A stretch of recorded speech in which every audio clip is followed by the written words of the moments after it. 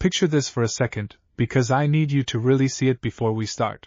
A 12-year-old boy takes a blade meant to kill an old man. The blade is coated in poison strong enough to stop a grown shinobi's heart in under a minute. It punches clean through muscle, grazes close enough to something vital that even his own sensei's blood runs cold watching it happen. And then, nothing. No scream that lasts. No collapse. No poison spreading through his veins like it's supposed to. Just a wound that closes itself, right there in front of everyone, like the universe forgot to finish the job. If you're new here, welcome.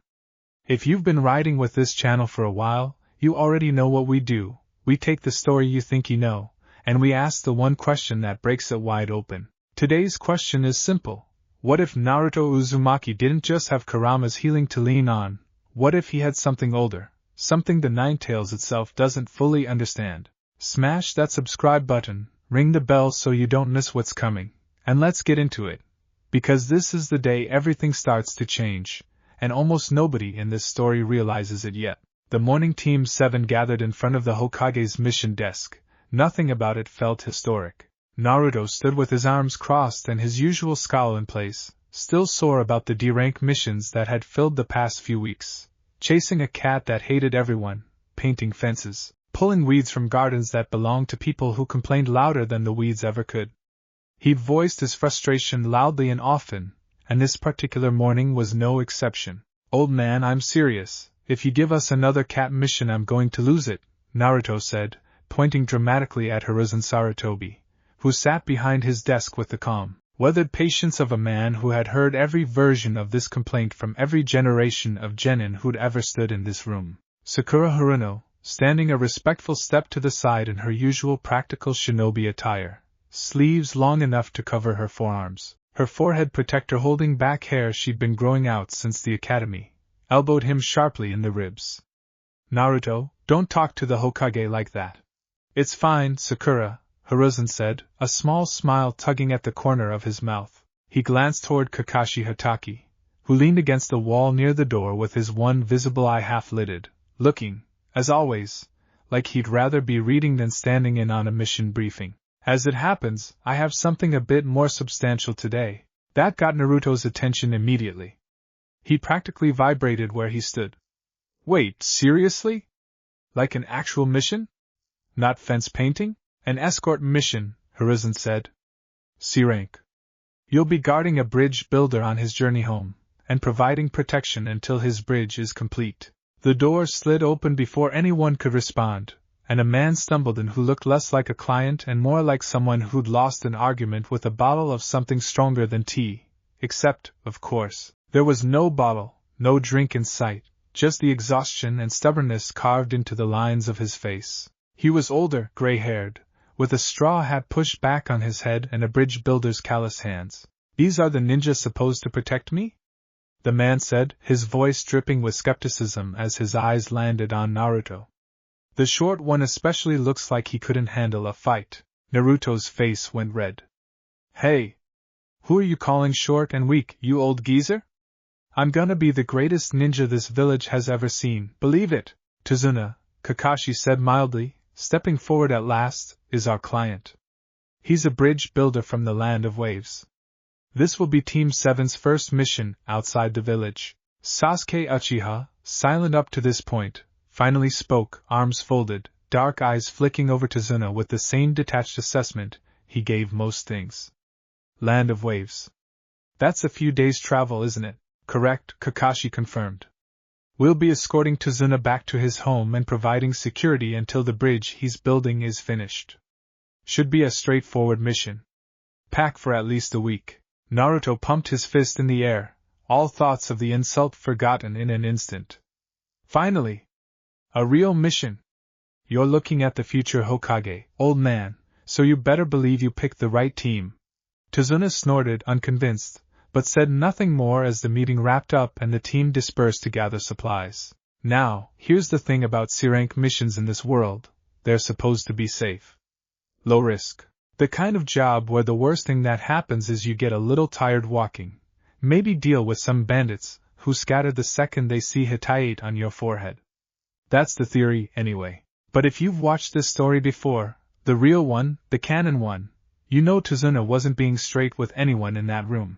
And if you're new to it, well, you're about to learn that this simple escort mission is about to become the single most important turning point in Naruto Uzumaki's life. Not because of what you'd expect. Not because of Zabuza, or the ice mirrors, or the tragic story of a boy named Haku. Because of what happens to Naruto's body when it gets hurt. We'll get there. Let's keep moving. The journey out of Konoha was quiet at first, the kind of quiet that comes from four very different people trying to figure out how to exist together outside the structured walls of the academy and the village. Sakura walked close to Kakashi, occasionally glancing nervously at the trees along the road.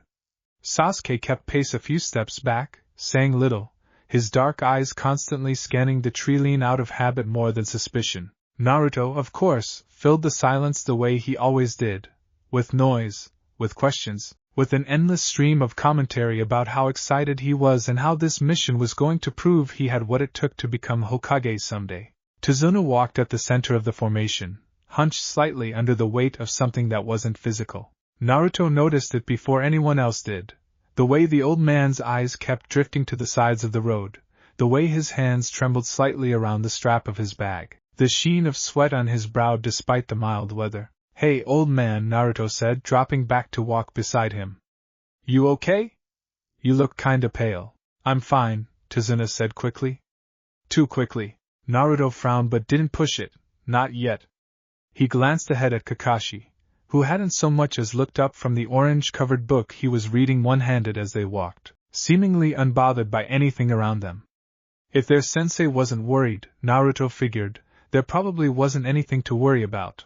He was about to be very, very wrong. They walked for a few more hours before they passed a puddle on the side of the road, an unremarkable, ordinary-looking puddle, the kind you'd walk past 100 times without a second thought, except it hadn't rained in days. Kakashi's eye flicked toward it for exactly half a second before returning to his book, and if you'd blinked, you'd have missed it entirely.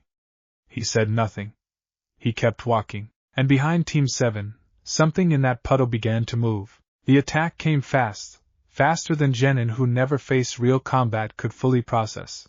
Two figures burst up from beneath the water's surface, wrapped in a segmented chain, moving as one unit with terrifying coordination. In an instant, that chain was around Kakashi, and with a sound like tearing meat, their sensei was shredded into bloody pieces that hit the ground and lay still. Sakura screamed.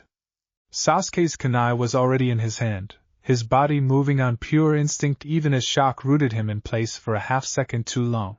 Naruto froze completely, staring at the ruined remains of his sensei's body, his mind refusing to process what his eyes were telling him. But the two attackers, the demon brothers, missing Nin from the hidden mist, hired killers with claws fitted to gauntlets, and years of experience taking lives for money, weren't interested in the dead decoy. They were interested in the bridge builder standing frozen behind three terrified genin. "The old man is the target," one of them rasped, voice muffled behind a mask.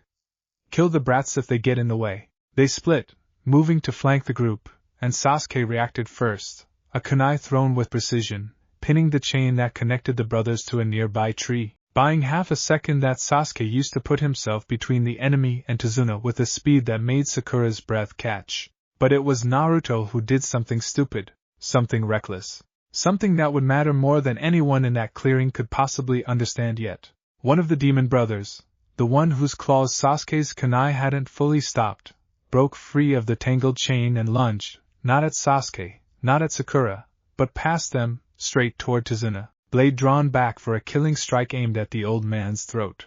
Naruto didn't think. He'd tell you later he didn't even remember deciding to move. His body just moved, throwing itself into the gap between the blade and the bridge builder because some part of him, some instinct buried deeper than fear, refused to let an innocent man die when he could put himself in the way instead. The blade caught him across the side, just below his ribs, sinking deep enough that Sakura's scream this time was different, higher, sharper, the sound of someone watching something truly irreversible happen in front of her. Naruto crumpled. "Here's where I need you to slow down with me, because this is the moment. This is the exact second the entire trajectory of this story bends into something new. In the world you know, the one you've watched 100 times, Naruto takes hits like this and it hurts, it bleeds, and eventually, Given time and rest and maybe a little help from the fox sealed in his belly, he heals. Slower than you'd think, honestly, for a Jinchuriki. Kurama's chakra speeds things along, sure, but it's not instant. It's not clean. There's a cost, a burn, a debt that gets paid somewhere down the line. This isn't that world.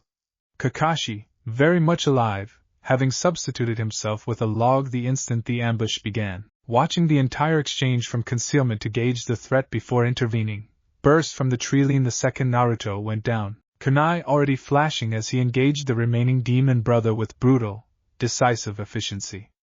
Within seconds, both missing nin were restrained, chains and all, and the immediate danger was neutralized. But Kakashi's attention wasn't on the fight anymore. It was on the small, huddled shape of his student on the ground, blood soaking through orange fabric, and the awful stillness that had followed the scream. Naruto! Sakura was already there, hands hovering uselessly over the wound, unsure whether touching it would make things worse, tears streaming down her face. Naruto, stay with me, please. Sasuke stood a few feet back, jaw tight, saying nothing, but his eyes hadn't left Naruto's face. Kakashi crouched down fast, pulling back the torn fabric to assess the damage, and his stomach dropped. The wound was deep, deep enough that under normal circumstances, he'd already be calculating how many minutes they had before blood loss became the primary concern, whether the blade had nicked anything vital, how far the nearest safe shelter was. He'd seen wounds like this on the battlefield before. He knew what they meant. And then the poison hit, because that's the detail nobody in that clearing knew yet. The blade the demon brother had used wasn't clean. It was coated in a slow-acting toxin, one designed to spread through the bloodstream and shut a body down from the inside, subtle enough that a victim might not even realize they'd been poisoned until it was too late to reverse. Naruto's breathing hitched. His face went pale, sweat breaking out across his forehead, his small hands clutching weakly at the wound as his whole body seemed to seize for a moment. Kakashi-sensei, Sakura's voice cracked, something's wrong, he's not just bleeding, look at him. Kakashi's hands moved with practiced speed, already reaching for the field kit strapped to his side, already running through every technique he knew for slowing a poison spread, buying time until they could reach real medical care. His mind was working the problem the way a shinobi's mind is trained to, fast, cold, methodical, because panic doesn't save lives, competence does. He never got the chance to use any of it, because Naruto's wound, the deep, ugly gash that should have been actively bleeding, that should have been swelling and darkening with poisoned blood, stopped. It just stopped. Kakashi froze mid-motion, his hand still hovering over the medical supplies, staring at the wound in front of him. The bleeding, which had been steady and alarming seconds ago, slowed to a trickle. Then a drip. Then nothing at all. The torn flesh at the edges of the gash began to. There was no other word for what Kakashi was watching. Knit itself back together. The skin drawing closed with a faint shimmer of chakra that wasn't the burning, oppressive red he'd come to associate with the Ninetales' presence. This chakra was warm. Gentle, almost, in a way that felt deeply wrong to associate with a battlefield injury. And for just a heartbeat, so brief that Kakashi would spend the rest of the day wondering if he'd imagined it, faint spiral-patterned lines flickered across the skin around the wound, like chains drawn in glowing ink, before fading as quickly as they'd appeared. What? Sakura whispered, staring. Naruto's eyes fluttered open. He blinked, looked down at himself, at the torn and blood-stained fabric of his jacket where a mortal wound had been seconds ago, and pressed his fingers experimentally against skin that was, impossibly, completely, whole. Huh! Naruto said, sitting up slowly, patting at his own side like he expected to find the wound still there and simply hadn't noticed it yet. That's weird. It doesn't even hurt anymore. Sasuke had gone very still, his dark eyes fixed on the spot where the wound had been, calculating something behind his usual composed expression. Naruto, Sakura said carefully, her voice trembling, you got stabbed. Like actually stabbed. There was so much blood. I know, I felt it. Naruto said, sounding more baffled than distressed now that the pain had vanished as quickly as it had come. I thought I was a goner for a second there, believe it. But look, he yanked up what remained of his jacket to show unmarked skin beneath, nothing. Not even a scar. Guess Kurama's healing is even better than I thought, huh? He grinned, that wide, sunny, oblivious grin that had gotten him through worse days than this one, completely unaware that he'd just done something that shouldn't have been possible, even accounting for a tailed beast sealed inside him. Kakashi didn't answer right away. He was still crouched there, staring at unmarked skin where fatal poison should have been actively working its way toward a 12-year-old's heart, and his mind, trained across years of war, of studying chakra signatures, of learning to read the invisible threads that made shinobi dangerous or vulnerable, was cataloging every wrong detail about what he'd just witnessed. Kurama's-Healing had a signature. Kakashi had read the old reports, the sealed documentation from the third Hokage's private archives that every Jonin sensei assigned to Naruto had been briefed on in careful, guarded language. Fox chakra was aggressive. Hot. It burned through wounds like a furnace, forcing tissue to regrow through sheer overwhelming force, and it always left some trace. A faint red tint to the skin. A residual heat. Sometimes even whisker marks deepening temporarily as the fox's chakra bled through the seal to fuel the repair. What Kakashi had just watched had none of that. The chakra that closed Naruto's wound had been warm without being hot. Golden, almost threaded with a pattern that didn't belong to any tailed beast Kakashi had ever studied. A spiral, distinctly and unmistakably Uzumaki in design. The kind of chakra signature he'd only ever encountered in old records, faded mission reports from before the Nine-Tails attack, references to a clan whose techniques had largely died with Yuzushiobikure decades ago, and there was no cost. No exhaustion visible on Naruto's face, no drain, no sign that anything had been expended to purchase that recovery. Kurama's-Healing always demanded something: hunger, fatigue, an ache in the bones afterward. This had cost nothing at all. As far as Kakashi could tell, Naruto was already back on his feet, brushing dirt off his pants, complaining that his jacket was ruined and asking if Sakura had a spare. Sensei? Sakura's voice pulled him out of his thoughts. Is that normal? For him? Kakashi straightened slowly, keeping his expression carefully neutral, the practiced ease of a shinobi who'd learned decades ago how to hide exactly what he was thinking behind a lazy, half-lidded eye. The Nine-Tails chakra can accelerate healing under stress, he said, which was true, technically, and told her nothing at all. It's part of why Naruto's a valuable asset on missions like this. Told you, Naruto said proudly, hands on his hips. I heal way faster than anyone else, believe it. Guess having a giant fox stuffed in your gut is good for something after all. But Kakashi's gaze drifted, almost involuntarily, to the two restrained demon brothers a short distance away, and then back to Tazuna, who had gone very quiet, watching the whole exchange with an expression that mixed relief with something else. Something that looked uncomfortably close to guilt. Because here's the thing you need to understand about Tazuna in this story. He knew, deep down, that a simple bridge-building escort mission shouldn't attract missing Nin from the hidden mist. He knew he'd lied about the scope of the danger when he hired a team of genin instead of paying for the higher-ranked mission this situation actually demanded, because his village was poor and his people were suffering and he simply couldn't afford anything more. And now a 12-year-old boy had nearly died protecting him because of that lie. We need to talk, Kakashi said, and though his tone remained mild, there was an edge underneath it that made Tazuna flinch. About why two Chunin-level missing Nin from the hidden mist just tried to kill you on what was supposed to be a C-rank mission. They made camp early that evening, several hours short of where they'd originally planned to stop, giving everyone time to process what had happened and giving Kakashi the chance to properly interrogate Tazuna about the true nature of the threat surrounding him. The truth came out slowly, reluctantly, dragged from Tazuna in fragments between long silences.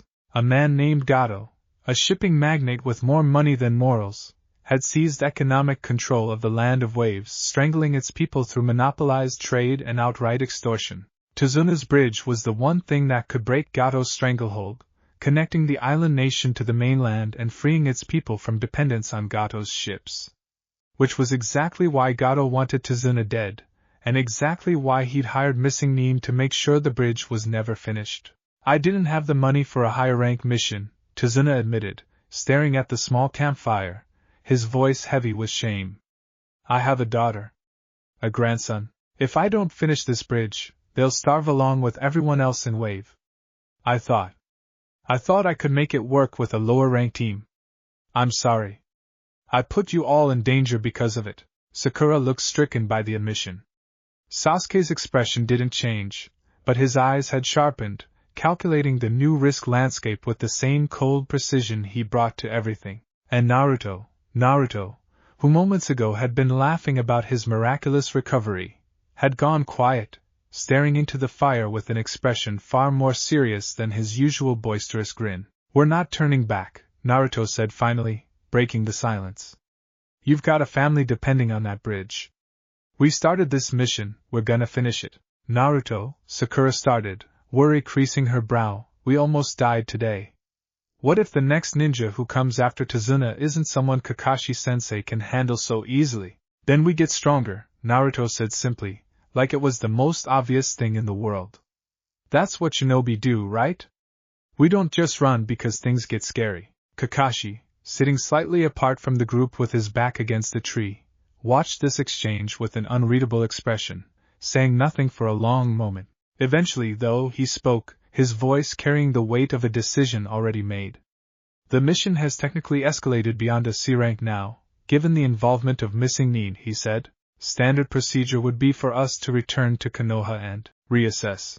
Tazuna's shoulders slumped, resignation written across his weathered face. But, Kakashi continued, and something in his tone made everyone look up, given that we're already this far into wave country, and given that Naruto has already made his opinion clear, I'll allow the team to vote. This isn't standard practice, but given the circumstances, and given what I've just observed, his gaze flicked, briefly, unreadably, to Naruto, I think we can manage. Sasuke shrugged, unbothered either way but clearly leaning toward finishing what they'd started. I didn't come this far to turn back over some hired thugs. Sakura hesitated, glancing between her teammates and their client, before finally nodding, resolve settling over her features even as worry lingered underneath. If we're all agreed, then I'm in too. Tazuna's relief was palpable, his gratitude spilling out in a rush of thanks that Naruto waved off with characteristic bravado, already talking about how he was going to personally make sure nobody laid a finger on the old man for the rest of the mission. But as the fire crackled and the team settled in for the night, Kakashi remained awake long after the others had drifted to sleep, staring into the flames with his mask pulled back up, replaying the events of the afternoon over and over in his mind. A poisoned wound, deep enough to be fatal, closing itself in seconds. A chakra signature that didn't match anything in the sealed reports about Naruto's condition. A faint, spiral pattern that had appeared and vanished so quickly he almost doubted his own eye had caught it. Except his Sharingan didn't lie, and he'd activated it reflexively the moment the wound had begun to close, capturing every detail with perfect clarity even if he hadn't consciously processed what he was seeing until now. Kurama's chakra was red. Aggressive. Oppressive, even at low output. What he'd seen wrap around Naruto's wound had been gold, warm, and patterned unmistakably like a seal, like something Uzumaki, something ancestral. Something that predated the boy sitting across the fire by generations. Kakashi had read enough sealed files in his career to know that the Uzumaki clan's reputation hadn't rested solely on Kushina's chakra reserves or the clan's mastery of Fuinjutsu. There had been whispers, old and mostly forgotten, of other traits buried in that bloodline. Traits the clan itself had reason to keep quiet, back when Yuzushiogakure still stood and enemies circled it like sharks scenting blood in the water. Traits that had made the Uzumaki both invaluable allies and irresistible targets. He didn't know, not yet, exactly what he'd witnessed. But he knew it was significant. He knew it was dangerous, not because of what it could do to Naruto, but because of what it would make other people want to do to him. The moment word got out that Konoha's Jinchuriki could shrug off wounds that should kill him outright. Missing Nin were the least of their problems if that secret ever got loose. Kakashi's gaze drifted across the campfire to where Naruto lay sprawled in his sleeping bag, one arm flung over his face, snoring softly, utterly unaware of the storm quietly gathering around him. Whatever this was, Kakashi decided, it needed to stay contained. Needed to be understood before it became something Naruto himself couldn't control, and long before it became something an enemy could exploit. He thought of Zabuza Momochi, a name Gato's missing Nin connections made increasingly, worryingly likely to surface before this mission was over, and felt a familiar, cold unease settle into his stomach. If the demon brothers had been sent as an opening test, and had failed this badly, whoever hired them would not simply give up. Wave Country's isolation, its desperation, its vulnerability to men with money and no scruples. It all painted a picture of a mission that was about to get significantly more dangerous before it got easier, and in the middle of it stood a 12-year-old boy who apparently couldn't be killed by conventional means. Kakashi wasn't sure yet whether that made Naruto their greatest asset in the fight ahead, or their greatest liability. He suspected, uneasily, that it might end up being both. Somewhere in the depths of Naruto's mind, in a place of endless dripping water and towering iron bars, something ancient and enormous stirred in its sleep, one massive eye cracking open in the darkness. Kurama had felt it too, the strange, warm chakra that had surged through the boy's body during that fight, chakra that hadn't come from the fox's own reserves, chakra that felt oddly, uncomfortably familiar in a way the great beast couldn't quite place. It smelled of the sea, of salt, and old chains and a village long since burned to ash. It smelled, Kurama realized, with something between curiosity and unease, like Kushina, but not quite like Kushina either. Something older. Something the fox itself had only encountered once or twice in all its centuries of existence, buried so deep in memory that even Kurama had nearly forgotten it existed. The great beast's eye narrowed in the darkness, a low rumble building in its massive chest. Interesting, Kurama thought, settling back into the shadows of the seal. Very interesting indeed. Whatever this was, it wasn't the fox's doing. And that meant, for the first time in longer than Kurama cared to admit, something inside this small, loud, irritatingly persistent boy was capable of surprising even a tailed beast. The question now was simple: what else was buried in there, waiting to wake up?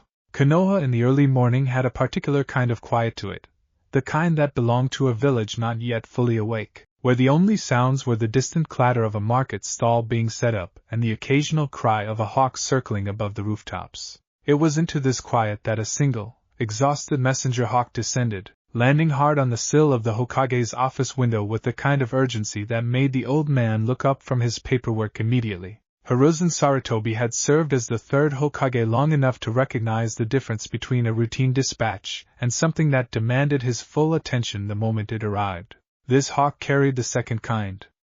He crossed the room, removed the small sealed scroll from the harness at its leg, and set a bowl of water and a handful of feed beside the exhausted bird before unrolling the message at his desk. The handwriting was Kakashi's, precise, economical, the kind of penmanship that came from a man who'd spent years writing mission reports under time pressure with an audience that included people who'd use any excess words against him. But even by Kakashi's standards, this message was unusually terse, and unusually coded. Hiruzen read it twice. Escort mission compromised. Missing mean from Hidden Mist, Demon Brothers, engaged near border of fire and wave. Threat contained. Client concealed true scope of danger. Mission likely involves higher-ranked opposition. Requesting authorization to continue at elevated risk, team unanimous. That alone would have been enough to make Hiruzen sit up straighter. Kakashi Hatake did not casually request permission to continue missions that had escalated beyond safe parameters without good reason, and missing mean from the Hidden Mist meant this simple bridge-building escort had teeth nobody had anticipated. But it was the final line of the report, tucked almost as an afterthought at the bottom of the scroll, that made the old Hokage go very, very still. Additional note, priority. Uzumaki Naruto sustained what should have been a fatal wound during the engagement. Recovery was immediate and complete. Chakra signature observed during healing does not match documented Ninetales characteristics. Recommend review of any sealed Uzumaki clan records pertaining to regenerative traits. Will elaborate upon return. KH. Hiruzen set the scroll down slowly on his desk, his weathered hand pressing flat against the wood as though he needed something solid to ground himself against what he'd just read. He'd expected, someday, for something like this to surface.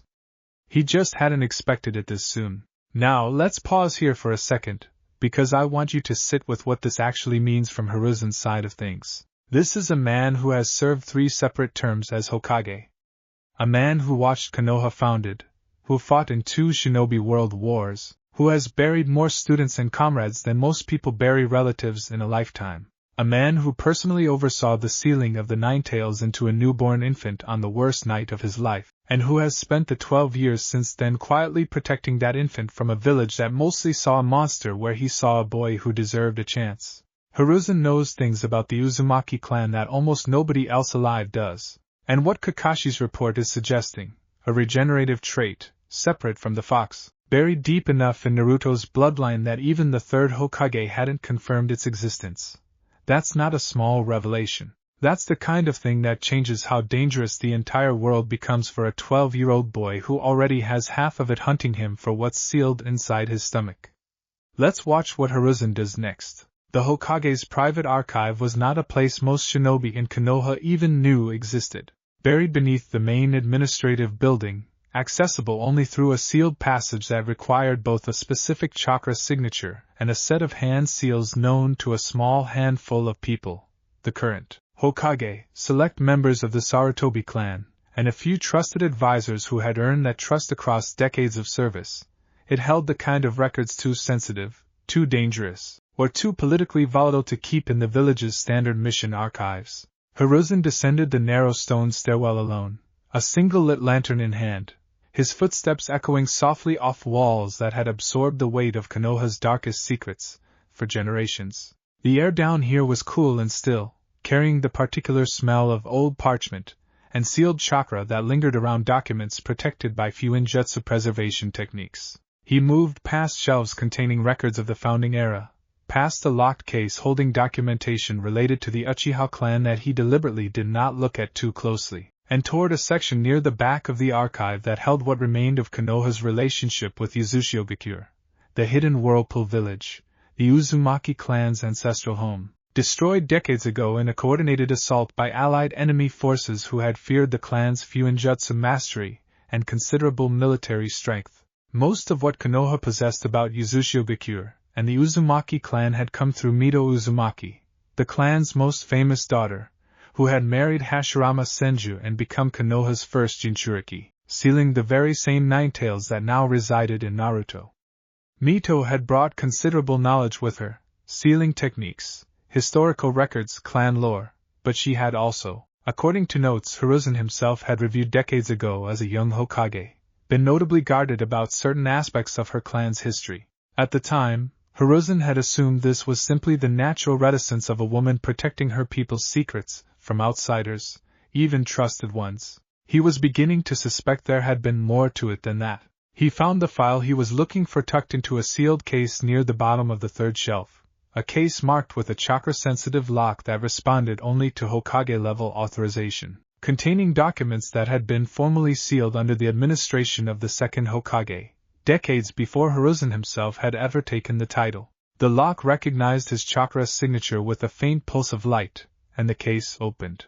Inside, beneath a layer of protective wrapping designed to prevent decay, sat a thin folder of documents, old, yellowed, the ink faded but still legible, written in a hand Hiruzen didn't recognize, though the formal, precise style suggested clan record-keeping rather than casual correspondence. He carried the folder to a small reading desk near the entrance of the archive, set his lantern down beside it, and began to read. The document was titled, in careful brushwork at the top of the first page, on the suppression of the Saisei line, a record for Konoha's understanding, prepared at the request of the second Hokage.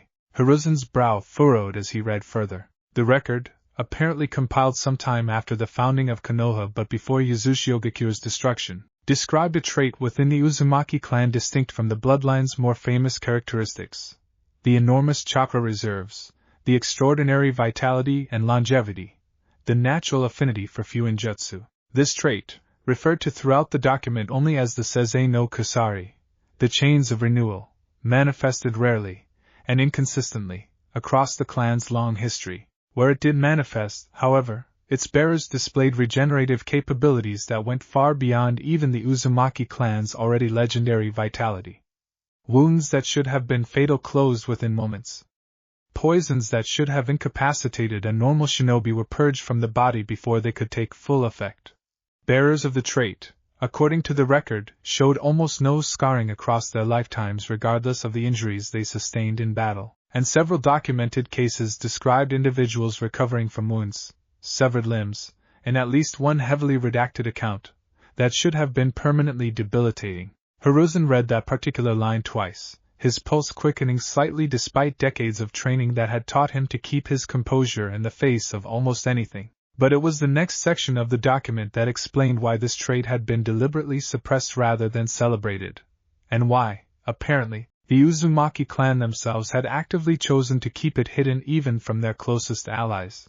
The bearers of the Saisei line, the document read, while possessed of extraordinary resilience, were found across multiple documented conflicts to become priority targets for enemy shinobi and hostile factions specifically because of this trait. An opponent who cannot be reliably killed through conventional means becomes, in the eyes of enemy commanders, either an unacceptable threat requiring disproportionate force to neutralize, or a resource of immense value if captured alive and studied. Clan leadership. Following the loss of 3 bearers of the Saisei line during the era preceding the founding of the hidden villages, each captured alive by enemy factions and subjected to what our records describe only as prolonged and inhumane study before their eventual deaths, made the formal decision to suppress documentation and open discussion of this trait within the clan itself. Bearers were counseled to conceal manifestations where possible, and the trait was deliberately omitted from the clan's official historical records made available to allied villages, including Konohagakure, in order to protect any future bearers from becoming targets. Hiruzen set the document down for a moment, staring at the flickering lantern light without really seeing it. 3 bearers, captured alive and studied to death by enemies who wanted to understand and replicate, a trait that made a shinobi nearly impossible to permanently kill. It didn't take much imagination to understand why the clan had buried this so deeply, or why Naruto Uzumaki, even decades later, married into Konoha and trusted by the Senju clan, had apparently chosen never to speak of it even to her own adoptive village. He picked the document back up, scanning further, searching for anything about the trait's inheritance pattern, anything that might tell him how likely it was that Kushina, and by extension, Naruto, carried it. The document was frustratingly incomplete on this point, heavily redacted in several sections, likely by the Uzumaki clan's own request before the records were shared with Konoha at all. What remained suggested the trait was recessive, inconsistent, sometimes skipping generations entirely, sometimes manifesting only under extreme physical or emotional stress rather than being reliably active at all times. There was no clear genealogical record indicating which specific branches of the clan carried it, and no mention, unsurprisingly, given the era the document was compiled, of Kushina Uzumaki specifically. But there was one final note, added in a different hand than the rest of the document, dated years later, likely appended sometime during the second Hokage's later administration, based on the ink and the style of the brushwork. Addendum. Following consultation with Uzumaki Mito regarding the security of this record, it has been agreed that this document will remain sealed under Hokage-level authorization only, to be reviewed solely in the event that a documented case of Saisei manifestation occurs among any Uzumaki descendant residing within Konoha's borders. Should such a case arise, the bearer's safety must be treated as a matter of the highest village security priority. Given the historical pattern of external threats specifically targeting individuals with this trait, Hiruzen closed the folder slowly, his weathered hands steady despite the weight settling over him. He thought of Naruto, loud, brash, endlessly hungry for approval and recognition, utterly unaware of the storm of history and danger that had been quietly circling him since the day he was born. A Jinchuriki, hunted by an organization the village barely understood the full scope of. And now, potentially, a bearer of a bloodline trait so dangerous in the wrong hands that the Uzumaki clan itself had buried it under threat of losing more of their own people to enemies who wanted to dissect the secret of near immortality. If word of this got out, to Iwagakure, to Kumogakure, to any of the villages or organizations that had reason to want either a weapon or a specimen, Naruto's situation would go from dangerous to catastrophic, almost overnight. Hiruzen sat alone in the archive for a long moment, the lantern flickering, before finally rising, tucking the sealed folder carefully back into its protective case, and beginning the walk back up toward his office. He had a great deal to think about before Team 7 returned from Wave Country, and a decision to make about exactly how much of this, if any, he was willing to tell Naruto himself. Let's leave Konoha there for a moment, Because while all of this has been unfolding in the shadows of the Hokage's archive, things have been moving in Wave Country too, and not in the quiet, careful way Hiruzen would probably prefer. If you remember from last chapter, Team 7 voted to continue the mission despite the escalated danger, which means Kakashi now has to prepare 3 genin for the very real possibility of facing an actual Jonin-level threat.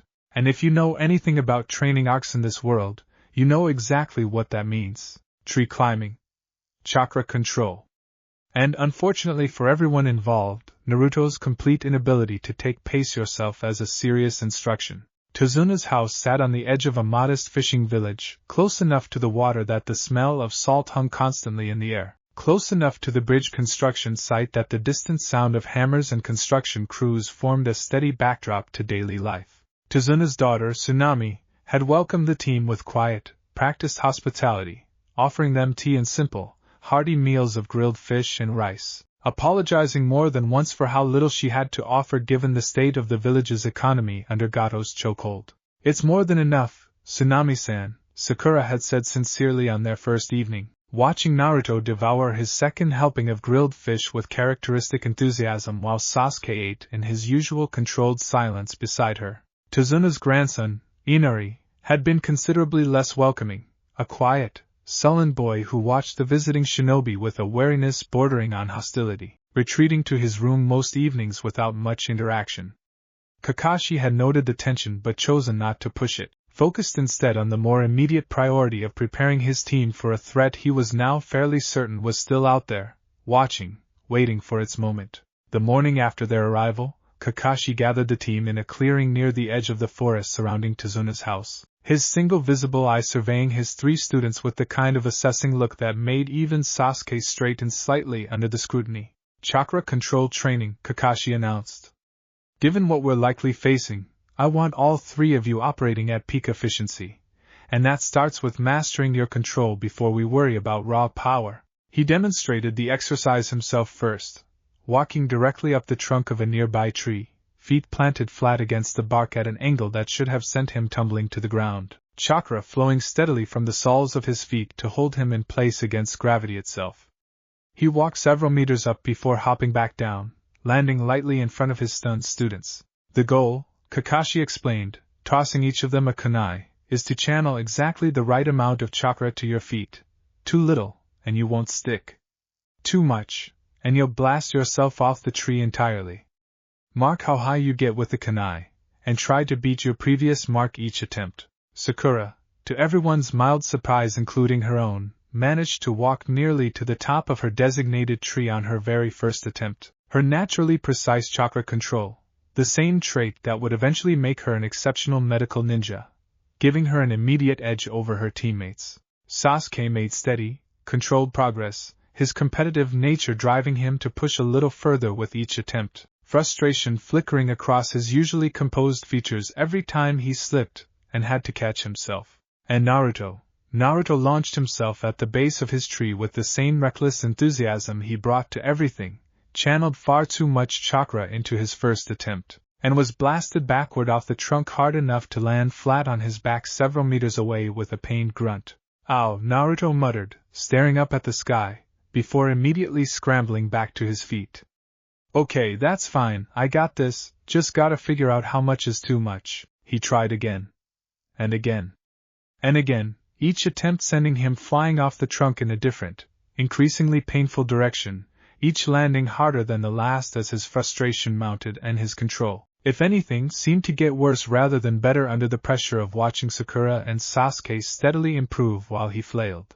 By the 15th attempt, Naruto had accumulated what should have been a genuinely alarming collection of scrapes, bruises, and one particularly nasty gash along his forearm where he'd caught himself wrong against the bark during a fall. Sakura, pausing her own training to catch her breath, glanced over and winced sympathetically at the state of him. "Naruto, maybe take a break," she called out. "You're going to hurt yourself worse if you keep pushing like that." "No way," Naruto said stubbornly, wiping sweat from his brow, seemingly unbothered by the blood trickling down his forearm from the gash. "Sasuke's already ahead of me. I'm not gonna fall behind on this too." He glanced down at his injured arm almost as an afterthought, and then paused, staring at it with an expression that shifted from irritation to genuine curiosity. The gash, deep enough that it should have needed at least basic first aid to stop the bleeding properly, was already closing. Not with the dramatic, visible chakra flare that had accompanied his recovery from the poisoned blade. This was subtler, quieter, the skin simply knitting itself back together over the course of a few seconds while Naruto watched, fascinated despite himself. "Huh," he said, flexing his arm experimentally, watching the last traces of the wound vanish entirely, leaving smooth, unmarked skin behind. "That's actually pretty cool. Guess I really don't gotta worry about hurting myself out here." And that, right there, was the exact moment training went from mildly reckless to genuinely dangerous. Because a 12-year-old boy who has just discovered his body apparently doesn't hold on to injuries the way everyone else's does is a 12-year-old boy who is about to stop being careful entirely. Kakashi, watching this exchange from a short distance away where he'd been quietly observing his student's progress, felt his stomach tighten with a familiar unease. He'd hoped, honestly, that the incident with the demon brothers might have been some kind of one-time anomaly, an extreme reaction to an extreme, near-death circumstance, rather than something that would manifest reliably. Watching Naruto's forearm heal from a training injury with the same unnatural speed only reinforced what he'd already begun to suspect. Whatever this trait was, it wasn't a one-time fluke. It was consistent. It was active, and if Naruto started treating it as a license to be reckless, which, given his personality, seemed depressingly likely, it was going to create problems long before anyone had a chance to understand what it actually was or how it worked.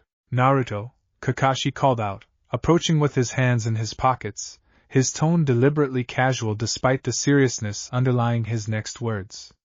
"A word, if you don't mind." Naruto jogged over, still flexing his healed forearm with obvious fascination. "Kakashi-sensei, did you see that?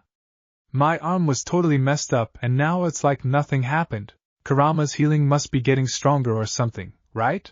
Kakashi studied his student for a long moment before responding, choosing his words carefully. "I want you to be more careful during training, regardless of how quickly your body seems to be recovering from injuries." Naruto blinked, clearly not having expected caution to be the response to what he considered an exciting discovery. "But if I heal that fast, why does it matter?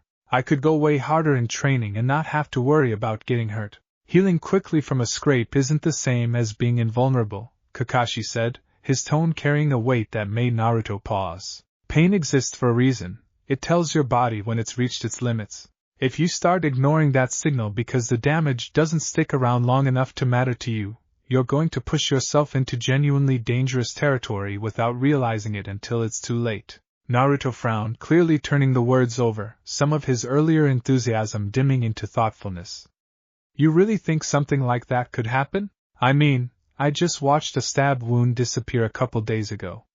What's a training scrape gonna do that a knife to the ribs couldn't?" It was, Kakashi had to admit internally, a genuinely fair question, and one he didn't have a complete answer for yet, because he didn't fully understand the trait's limitations any better than Naruto did. But he understood something Naruto didn't yet grasp, that whatever chakra was fueling this recovery, however effortless it appeared from the outside, almost certainly had limits somewhere.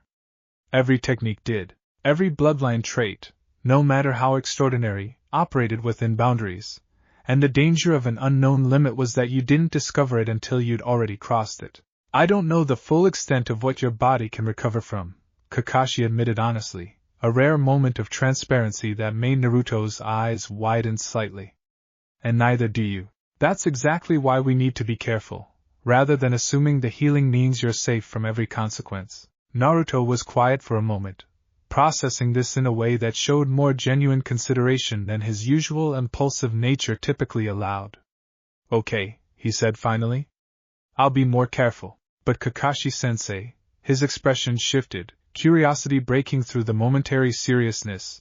"Do you think Kurama's chakra is like, evolving or something? Getting stronger the more I use it?" Kakashi hesitated, weighing how much to reveal. He made the decision, walking back from his private observations, not to tell Naruto the full truth yet, not until he had more information, not until Hiruzen had a chance to review whatever sealed records might exist about Uzumaki bloodline traits, not until he understood enough about what was happening to explain it responsibly rather than handing a 12-year-old a half-formed theory that could either terrify him or make him even more recklessly overconfident. It's possible, Kakashi said carefully, which was true without being remotely complete. I've sent word to the Hokage about what happened. Until we know more, I'd rather you treat this like an unknown variable than a guaranteed safety net. Understood? Naruto nodded, seemingly satisfied with the explanation, already turning his attention back toward his training tree with renewed determination, though notably, this time, with slightly more caution in his approach. Kakashi watched him go, the unease in his chest not fully resolved by the conversation, but at least somewhat contained. He glanced skyward, toward the direction Konoha lay beyond the tree line, and found himself hoping Hiruzen's search through the village's records would yield something useful, because he had a growing suspicion that whatever was happening to Naruto's body wasn't going to stay a controlled, private curiosity for much longer. Not with a hidden observer already watching from the shadows of the forest surrounding Tsuna's property, cataloging every detail of Team 7's training with the quiet, patient attention of someone gathering intelligence for a far more dangerous employer. High in the branches of a tree at the edge of the clearing, concealed with the kind of effortless stealth that came from years of training under a man who valued silence and precision above almost everything else, a figure in a plain, modest kimono watched the entire exchange between Kakashi and Naruto with careful, unblinking attention. Haku had been sent to observe Team 7's capabilities, to report back on the strength and composition of the shinobi Gato's hired muscle had failed to eliminate, information that would prove crucial in whatever plans Zabuza decided to pursue next. Most of what Haku had observed so far matched expectations. A skilled Jonin sensei, a talented Uchiha Genin whose Sharingan would eventually pose a genuine threat if it awakened fully, a kunoichi with impressive chakra control but limited combat experience. But the blonde boy, the loud, brash one who'd apparently taken a fatal wound from the demon brothers and walked away from it entirely unscathed, that was something Haku hadn't anticipated, and something Haku's report would need to include with particular emphasis. Haku had watched, from this same concealed vantage point, as the boy's forearm healed from what should have been a moderately serious training injury in the span of a few seconds, the wound simply vanishing as though it had never happened at all. Haku had felt faintly the strange texture of the chakra involved in that healing, different from anything Haku had encountered before, warm and layered in a way that didn't match the aggressive, oppressive signature Haku had been briefed to expect from a Jinchuriki's tailed beast chakra. This was something else. Something that made the boy considerably more dangerous, and considerably more valuable, than his loud, undisciplined demeanor suggested. Haku's expression, hidden behind the careful mask worn during these reconnaissance missions, remained perfectly neutral, but internally, something shifted, a recalculation of risk, of strategy, of exactly how this mission was going to need to unfold if Zabuza intended to succeed where the demon brothers had failed. Zabuza-sama needs to know about this immediately, Haku thought, already calculating the fastest, quietest route back to their current hideout. Whatever this boy is, killing him with conventional methods may not be as simple as we assumed. Haku lingered a moment longer, watching Naruto return to his training with renewed focus, his earlier reckless enthusiasm tempered slightly by whatever conversation had just passed between him and his sensei, though not tempered nearly enough, Haku suspected, to prevent this boy from becoming a significant complication in whatever confrontation was still to come. Then, as silently as the observation had begun, Haku slipped away from the branch, disappearing into the deeper shadows of the forest, carrying information back to a swordsman who was about to have to seriously reconsider his approach to eliminating Konoha's escort team. Back in Konoha, evening had settled over the village by the time Hiruzen finally sat down at his desk with the sealed Uzumaki document once more. This time accompanied by a fresh pot of tea and a mind considerably more organized than it had been earlier in the day. He'd spent the afternoon quietly reviewing what other fragments of information existed within Konoha's archives regarding Yuzushiogeku's fall, cross-referencing dates, correspondence, and the sparse details available about the specific circumstances of the hidden Whirlpool Village's destruction, searching for any indication of whether enemy forces had specifically targeted individuals bearing the Saisei trait during that final devastating assault. What he'd found was inconclusive but troubling. Several references, buried in old war correspondence, to priority targets among the Uzumaki defenders during the village's fall, individuals whose capture had apparently been considered more valuable than their deaths by at least one of the allied forces responsible for the attack. No names survived in the records available to Hiruzen, no confirmation of whether any bearers of the trait had been among those specifically hunted. But the pattern was there, faint and unsettling, suggesting that whatever had happened to those 3 bearers mentioned in the original sealed document might not have been an isolated tragedy in the clan's history. Hiruzen set his teacup down and rubbed his eyes, feeling every one of his considerable years pressing down on him in that moment. He thought again of Naruto, of the boy's relentless optimism despite a childhood spent largely without family, without the kind of unconditional belonging most children took for granted, carrying a burden inside him that the village had, for years, treated with fear and suspicion rather than compassion. Hiruzen had done what he could to shield the boy from the worst of that treatment, had watched with quiet pride as Naruto's stubborn resilience and genuine kindness had slowly begun winning over classmates and teachers alike despite everything working against him. And now this. Another burden, potentially. Another reason for enemies both inside and outside the village to see Naruto as something other than a person, a resource, a specimen, a weapon to be studied and exploited rather than a boy who simply wanted, more than anything, to be seen and accepted for who he was. Hiruzen made his decision. He would not, for now, share the full contents of the sealed document with Naruto directly. Not until Team 7 returned safely from Wave Country. Not until he'd had the chance to discuss the situation properly with Kakashi and determine exactly how much the boy could handle understanding at once without either panicking or, worse, developing the kind of reckless overconfidence that came from believing himself invulnerable. But he would begin preparing.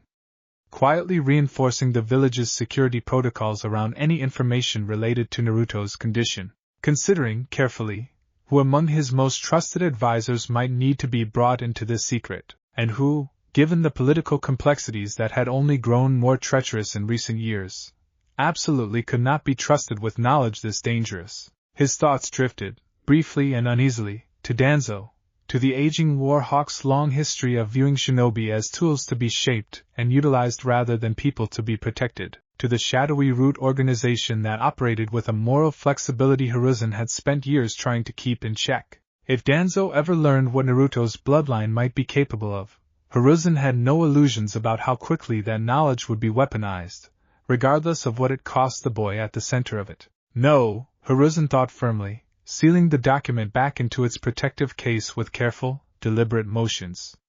This stays contained. For now, at least, until we understand it well enough to protect him properly. He rose from his desk, moving to the window of his office, looking out over the village as the last light of evening painted the rooftops in soft amber and gold. Somewhere out there, beyond the borders of Fire Country, in a small fishing village pressed against the edge of a nation strangled by greed and desperation, his most unpredictable, most secretly extraordinary young shinobi was training under a bloodline he didn't even know he carried, utterly unaware of just how much history, and how much danger, was quietly gathering around him.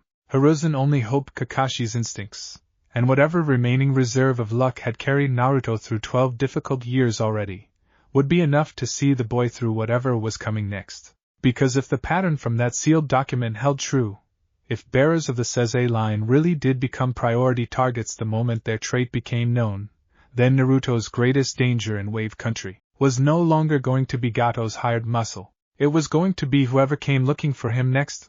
Once word of what he could survive finally made its way to ears far more dangerous than a bridge-building magnate's. 3 days into the Wave Country mission, and the strain of preparing for a threat nobody had fully identified yet was starting to show on everyone in Tazuna's household. Everyone except, seemingly, Naruto, who threw himself into tree-climbing practice with a stubborn, single-minded focus that even Sasuke found himself grudgingly impressed by. But that focus came with a cost that had nothing to do with chakra exhaustion. Naruto had always been a heavy sleeper, the kind of kid who could pass out mid-sentence after a long day and wake up ready to cause chaos again within minutes. Lately, though, his sleep had turned restless, fragmented by dreams he couldn't quite hold on to once he woke, dreams that left him with the vague, unsettling sense that something important was trying to get his attention, and he kept missing it.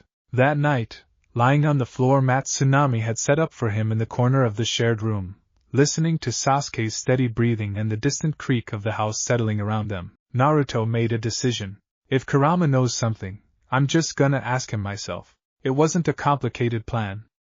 It wasn't even really a plan at all, more of a stubborn determination that had been building since the moment he'd watched his own forearm knit itself back together in the training clearing, since the moment Kakashi's careful, evasive answers had made it clear that his sensei knew more than he was saying. Naruto had spent his whole life being told half-truths by adults who thought they were protecting him. He was getting a little tired of it. He closed his eyes, focused inward the way Jiraiya had briefly shown him during their travels, though admittedly Naruto's meditation technique was closer to sheer stubborn willpower than proper training, and let himself sink toward the familiar, oppressive weight of the seal. The mindscape formed around him the way it always did, the long, water-slicked corridor stretching into darkness, pipes running along the ceiling dripping steadily into puddles that never quite dried, the air thick with a damp, ancient chill that had nothing to do with actual temperature. Naruto's bare feet splashed through shallow water as he walked forward, the path as familiar to him now as the streets of Konoha, until the corridor opened into the massive cavern where two enormous iron bars, sealed with a paper tag bearing the character for seal, stood between him and the creature imprisoned behind them. Two enormous crimson eyes opened in the darkness beyond the bars, slitted pupils narrowing as they focused on the small figure standing at the threshold. You again, Kurama's voice rumbled through the cavern, low and resonant enough that Naruto felt it in his chest as much as heard it in his ears. I was wondering when you'd finally drag yourself down here to ask about it properly, instead of just poking at the edges of the question with that sensei of yours. Naruto blinked, momentarily thrown off balance by the fact that Kurama was, apparently, already expecting this conversation. Wait, you knew I was gonna come ask you about this? I felt it happen, brat, Kurama said, shifting its massive weight, the movement sending small ripples across the standing water at the cavern's edge. You think something changes inside this seal without me noticing? I felt that wound close on the bridge builder's escort mission. I felt it again in your little tree climbing exercise. And I can tell you right now, none of that was me. The bluntness of the admission landed harder than Naruto expected. Some small part of him, he realized, had been hoping Kurama would simply confirm the obvious explanation, that this was just Fox Chakra doing what Fox Chakra does, faster and more efficiently than usual, nothing to really worry about. Hearing the fox flatly deny responsibility pulled that comfortable assumption out from under him. What do you mean it wasn't you? Naruto asked, taking a step closer to the bars despite the reflexive wariness that still lingered from years of being warned about the danger seal behind them. I thought your chakra was, like, the whole reason I heal faster than everybody else. Iruka-sensei told me that. Kakashi-sensei basically said the same thing? Your sensei is being cautious with what he tells you, which is probably wise, given how you tend to react to things, Kurama said, something that might have been dry amusement threading through the growl of its voice. But cautious isn't the same as accurate. I've fueled your recovery plenty of times before. You know what that feels like. Burning. Aggressive. It costs you something afterward, hunger, exhaustion, sometimes a headache that lingers for a day. The massive fox's eyes narrowed slightly. This was nothing like that. This didn't cost you anything at all, did it? Naruto thought back to the moment on the road, the wound closing itself while Sakura stared in horror, the way he'd bounced right back to his feet afterward feeling not exhausted, not drained, just fine.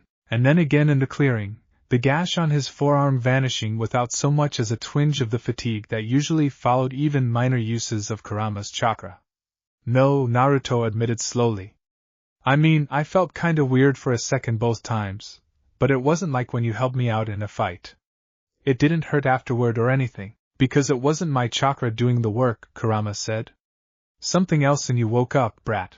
Something I recognized the moment it moved, even though I haven't felt anything like it in longer than you'd believe. Naruto's stomach did something complicated, a mix of curiosity and unease that he wasn't entirely sure how to process. What do you mean you recognized it? What is it? The great fox was quiet for a long moment, its massive form shifting again, crimson eyes drifting somewhere distant, as though looking through the bars of the cage and past the walls of Naruto's mind entirely. towards some memory buried deep enough that even a being as old as Kurama had to work to retrieve it. I've been sealed inside Uzumaki Jinchuriki before, you know, Kurama said finally, its voice quieter than Naruto had ever heard it, almost contemplative. Not many. Not often. But it's happened. And once, a very long time ago, longer than you'd have any frame of reference for, I felt something similar to what just woke up in you. A chakra that wasn't mine, wasn't the vessel's ordinary reserves either, warm and patterned like woven chains, moving through the body to knit closed a wound that should have ended a life. So it's a Uzumaki thing? Naruto pressed, leaning forward against the bars despite himself, chasing the thread of the answer with the same relentless focus he brought to everything he genuinely cared about. Like something from my mom's clan? That would be my guess, Kurama said. Though guess is doing a lot of work in that sentence, brat, because even I don't fully understand what this trait is or how deep it runs. It's rare enough that in all my centuries, I've encountered it maybe twice before you. Rare enough that whatever this is, it isn't something every Uzumaki carries. It's something buried, something that skipped generations, something that woke up in you specifically for reasons neither of us currently understands. Naruto absorbed this, his mind racing through the implications faster than his usual scattered thought process typically allowed. If this wasn't Kurama's doing, and it wasn't just his own natural Uzumaki vitality operating at a higher baseline, which, he'd been told by more than one person over the years, was already unusually strong even by clan standards, then this was something new. Something specific to him, personally, buried in his blood from a mother he barely remembered anything about. Do you know what it's called? Naruto asked quietly. Like, does it have a name? No, Kurama admitted, and something in the bluntness of that single word carried more weight than a longer explanation might have. Whatever knowledge might exist about it isn't something I have access to. I'm a tailed beast, brat, not a historian of your mother's clan. What I know is what I've felt, twice before, briefly, in vessels long dead now, and now a third time, in you.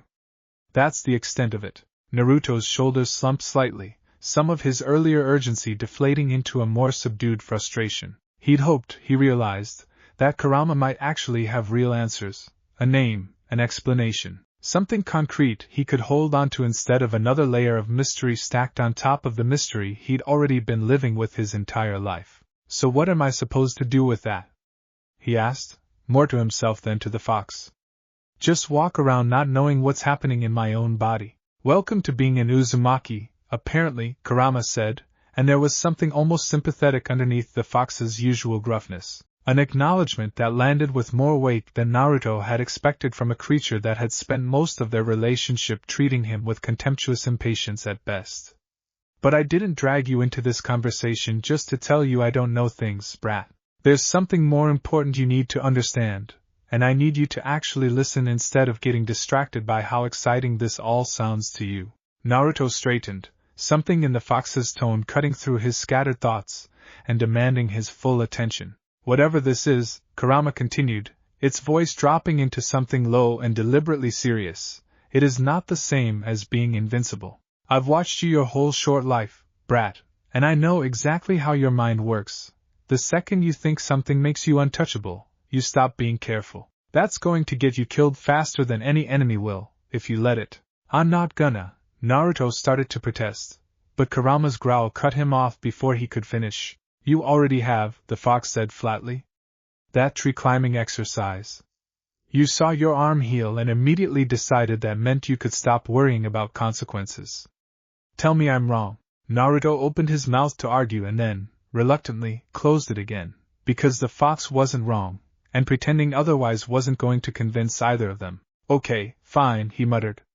But if I heal from stuff that fast, why does it even matter if I get hurt? Isn't the whole point that I don't have to worry about it? Because healing a wound and surviving an ordeal are not the same thing, Kurama said, its massive eyes narrowing further, the weight of centuries of experience pressing into every word. Your body might close a gash. It might purge a poison. But that doesn't mean the experience of taking that wound costs you nothing. Pain still happens. Fear still happens. Exhaustion from the fight itself, the actual physical and mental toll of combat, none of that goes away just because the injury itself doesn't linger. You can still be worn down. You can still be broken by things that have nothing to do with how fast the cut closes. Naruto frowned, turning this over slowly, some of his initial excitement about the discovery cooling into something more thoughtful. So, like, I could still lose a fight, even if I can't really be, I dunno, permanently hurt by it. You could lose a fight in ways far worse than dying, brat, Kurama said, and something in the fox's tone made Naruto's skin prickle despite the fact that he technically didn't have skin down here. Not really, not in any physical sense. A body that refuses to stop functioning can still be captured. Restrained. Studied.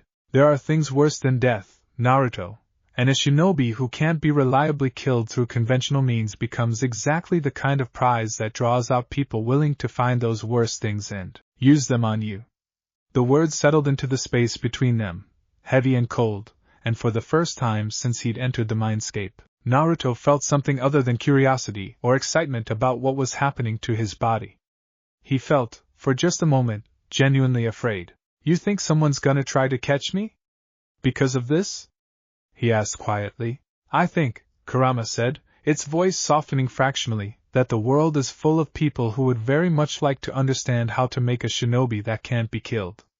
And I think you'd be a fool to assume nobody's noticed what happened on that bridge already. Naruto thought, unbidden, of the masked figure Team 7 had spotted briefly during a forest patrol 2 days ago. A fleeting shadow that had vanished before anyone could get a clear look, dismissed at the time as nothing more than a startled animal, or an overactive imagination. He hadn't thought much of it since. Now, with Kurama's warning settling over him like a physical weight, he found himself wondering. Listen to me, brat, Kurama said, drawing Naruto's attention back fully. I don't know everything about what you're carrying. I don't know its limits. I don't know how to control it, and neither do you. That makes it dangerous, not just to your enemies, but to you, because an ability you don't understand is an ability you can't properly protect. Until you know more, act like every fight still matters. Act like every wound still has a cost, even if your body disagrees. Do you understand me? Naruto nodded slowly, the earlier bravado that had carried him into this conversation replaced now by something quieter, more sober. Yeah. I get it. Good, Kurama said, settling back into the shadows of its cage, the conversation apparently reaching its natural conclusion as far as the fox was concerned. Now get out of my head. Some of us actually appreciate sleep, even locked up in here. Naruto managed a small, tired smile at that, some of the tension in his shoulders easing slightly despite everything he'd just learned. Thanks, Kurama.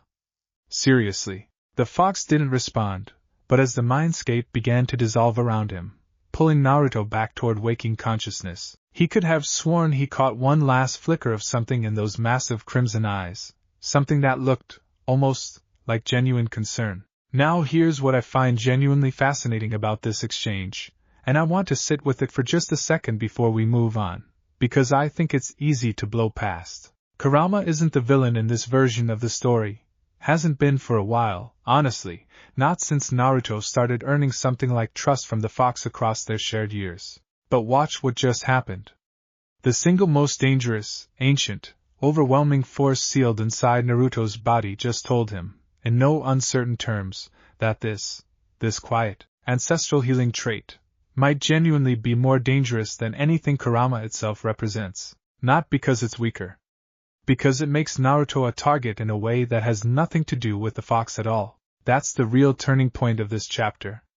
And it's about to get a lot more real, a lot faster than Naruto expects. Because while he was having this conversation in his own head, someone else was watching him a lot more closely than he realized. The following afternoon, Kakashi decided the team needed to push their training further out into the surrounding forest, partly to continue building their tree-climbing endurance in more varied terrain, and partly, though he didn't say this explicitly, because he wanted a better sense of the area's natural cover and potential ambush points before whatever threat Gato had hired next made its move. Sakura and Sasuke worked a separate section of forest a short distance away, their chakra control steadily improving under the pressure of genuine competition between them. Naruto, meanwhile, had wandered further into a denser section of trees, still chasing the elusive balance of chakra output that would let him scale a trunk without either sliding off or blasting himself backward. muttering under his breath about the unfairness of Sasuke making it look so easy. He was so absorbed in the exercise, so focused on the specific, frustrating mechanics of chakra control, that he almost missed the sound. A branch, snapping somewhere off to his left. Too deliberate to be the wind. Too careful to be an animal. Naruto froze mid-stride on the trunk of the tree, his enhanced senses, sharper than an ordinary shinobi's, a quiet gift from the fox sealed inside him that he'd stopped really noticing years ago, picking up the faint, controlled breathing of someone trying very hard not to be heard. Someone's watching me, he realized, his pulse picking up despite his best effort to keep his expression neutral, to keep moving casually like he hadn't noticed anything at all. Kurama's warning from the night before echoed in his mind with fresh urgency. Could be nothing. Could be, okay, don't panic, just figure out where they are first. He dropped from the tree trunk, landing lightly, and made a show of stretching, rolling his shoulders, buying himself a moment to scan the tree line without making it obvious he was doing so. There, a flicker of movement, barely visible through the dense foliage, gone again before he could get a clear read on it. Whoever's out there, Naruto called out, deciding that direct confrontation was more his speed than careful subterfuge anyway. You might as well come out. I already know you're watching me. Silence answered him for a long moment, long enough that Naruto began to wonder if he'd imagined the whole thing, if exhaustion from training and the lingering unease of last night's conversation with Kurama had made him paranoid over nothing. Then a figure stepped out from between the trees, someone close to his own age, dressed in a simple, modest kimono in muted colors, dark hair pulled back, features soft enough that Naruto's first instinct was to assume he was looking at a village girl who'd wandered too far from home rather than any kind of threat. I wasn't trying to scare you, the figure said, voice calm and pleasant, hands folded neatly in front of them. I was gathering herbs nearby. I apologize if I startled you. Naruto relaxed slightly, though something in the back of his mind, some instinct sharpened by 12 years of being underestimated and overlooked himself, kept a thread of wariness alive. Oh, sorry, I thought, never mind. What kind of herbs? Medicinal ones, the figure said, gesturing vaguely toward a small basket resting near the base of a nearby tree, one Naruto hadn't noticed until it was pointed out, filled with what did, genuinely, look like carefully selected plants and roots. For someone I care about, who's often unwell. There was something in the way that was said, a quiet warmth, genuine and unforced, that immediately put Naruto more at ease than a dozen reassurances might have. He recognized that tone. He'd heard it before, in the way Iruka talked about the students he worried over, in the careful patience Kakashi occasionally let slip through his usual detached demeanor. That's really nice of you, Naruto said, some of his natural friendliness resurfacing now that the immediate wariness had faded. I'm Naruto, by the way. Naruto Uzumaki.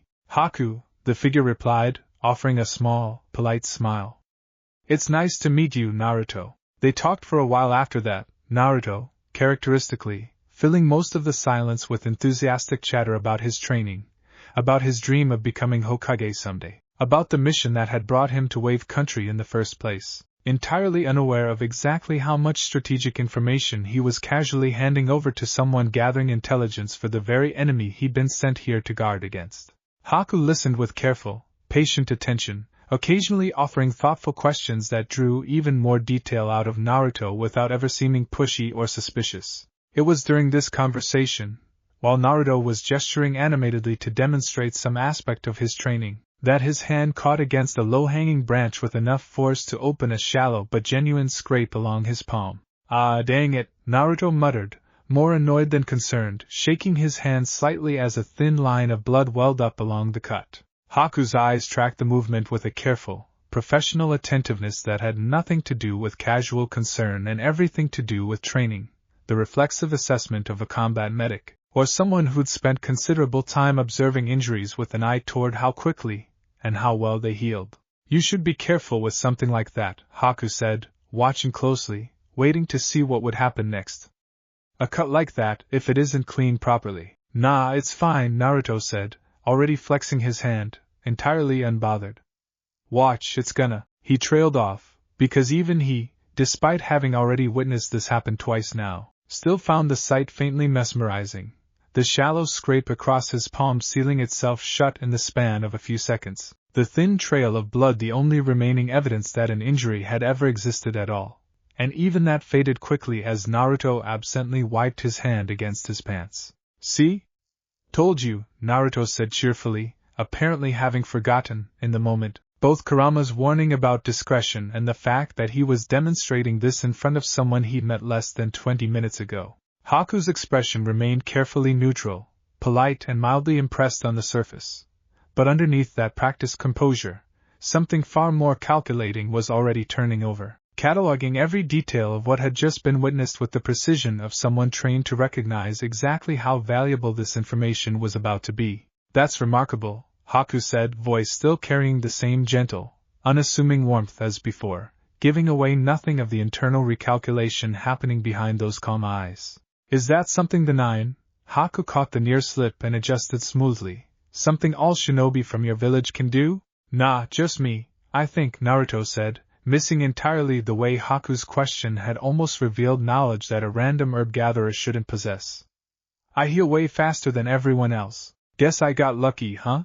Lucky, Haku thought, the word settling with grim significance behind an expression that never once betrayed the shift in strategy already forming.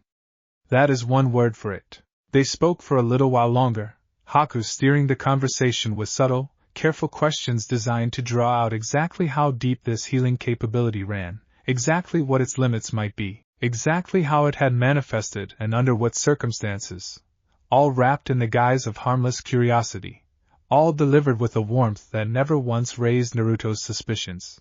By the time Haku finally excused themselves, citing the need to return home before evening fell, Naruto had unwittingly provided a remarkably detailed account of his healing capabilities' known behavior.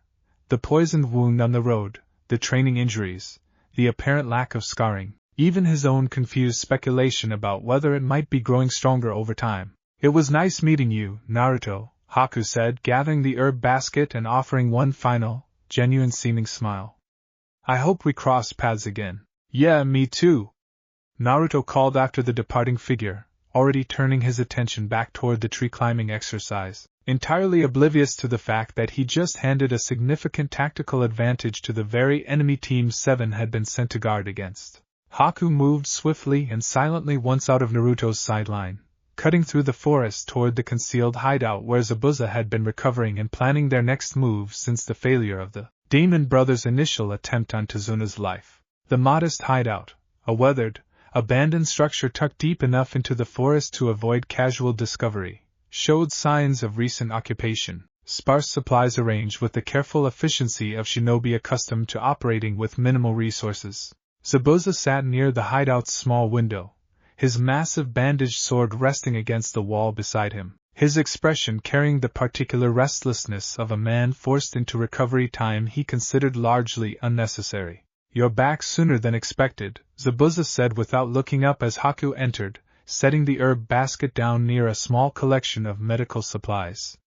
"Learn anything useful?" "Yes," Haku said simply, and something in the flat, careful precision of that single word made Zabuza finally glance up, his single visible eye narrowing slightly at whatever he read in Haku's expression. "Go on, then."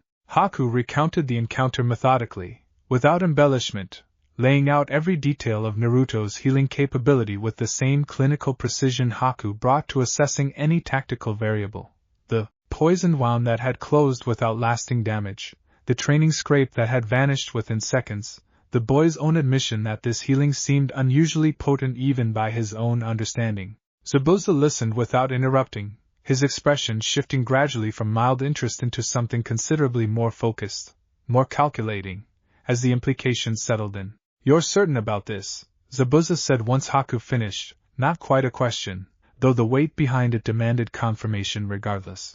"I watched it happen myself," Haku confirmed. "Twice, in the span of a single conversation. This isn't exaggeration or rumor, Zabuza-sama. Whatever is happening in that boy's body, it's real, and it's fast enough to make conventional combat tactics considerably less reliable than they should be." Zabuza was quiet for a long moment, his single eye drifting toward the small window, toward the forest beyond where, somewhere out there, A Jinchuriki genin who apparently couldn't be reliably killed through ordinary means was training under the guidance of Konoha's copy ninja. This complicates things, Zabuza said finally, his voice carrying a note of grudging, professional respect that had nothing to do with affection and everything to do with a swordsman recognizing a genuinely unusual variable in an equation he thought he'd already solved. My blade is fast enough to kill most shinobi before their body has any chance to compensate. If this boy's healing is as immediate as you're describing, that advantage narrows considerably. There's more, Haku said, and Zabuza's attention sharpened further at the tone. The healing appeared to cost him nothing. No visible chakra depletion, no exhaustion following the recovery. If that pattern holds under genuine combat stress, rather than the relatively minor injuries I observed, we may be dealing with something considerably beyond a simple regenerative quirk. Zabuza's jaw tightened, the calculation behind his single visible eye almost audible in its intensity. Kakashi Hatake already lost the element of surprise once, thanks to the Demon Brothers' failure. If he's putting real effort into training that team now, he's preparing for exactly the kind of confrontation we're planning. What do you want to do? Haku asked. Zabuza was quiet for a long moment, weighing the new information against the plan already forming in his mind, a plan that had, until moments ago, assumed conventional combat parameters against a group of genin backed by a single skilled jonin. Now, with a variable like Naruto's unexplained regeneration factored in, that plan required significant revision. We watch a little longer, Zabuza said finally. Confirm the extent of this before we commit to an engagement. If the boy really can't be conventionally killed, going straight at him is a waste of effort and resources. Better to isolate him from the others, neutralize the jonin and the other genin first, and deal with the anomaly separately, on our own terms, when he doesn't have support to fall back on. Haku nodded, already turning the strategic implications over with the same careful precision that had made observation second nature. And if isolating him proves difficult, then we adapt, Zabuza said simply, reaching for his massive sword, testing the weight of it against his still recovering shoulder with a grimace he didn't bother hiding from Haku. Every advantage has a cost somewhere, even one this unusual. We just need to find it before he does. Now let's slow down here for a second, because I want you to really sit with the dramatic irony of what just happened. Naruto, in a moment of genuine, unguarded friendliness, the same trait that's going to define so much of who he becomes throughout this whole story, just handed his enemy's chief intelligence gatherer a detailed report on the exact thing that was supposed to stay secret and contained. Kakashi is trying to keep this quiet. Hiruzen is trying to keep this quiet. And Naruto, without a single malicious bone in his body, just spent 20 minutes explaining it to someone he'd known for less time than it takes to finish a bowl of ramen. That's not a flaw in the writing, by the way. That's exactly who Naruto is. Trusting, open, desperate for genuine connection after a childhood defined by isolation. It's the same quality that's eventually going to save half the shinobi world. And right now, in this specific moment, it's the same quality that just handed Zabuza Momochi a considerable tactical advantage. That evening, back at Tazuna's house, dinner passed with its usual mix of comfortable domesticity and lingering tension.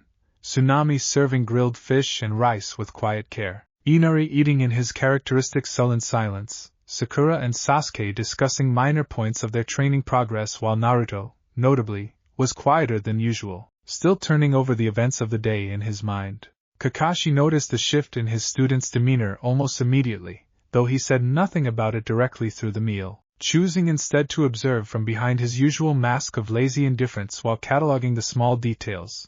The way Naruto pushed his food around more than he ate it initially, the distracted, faraway look that crossed his face more than once, the uncharacteristic lack of chatter about training progress or plans for tomorrow. After dinner, once Sakura and Sasuke had retreated to review chakra control theory together, and Tazuna's family had settled into their own evening routine, Kakashi found Naruto sitting alone on the small porch overlooking the water, staring out at the darkening horizon with an expression far more contemplative than his usual demeanor typically allowed.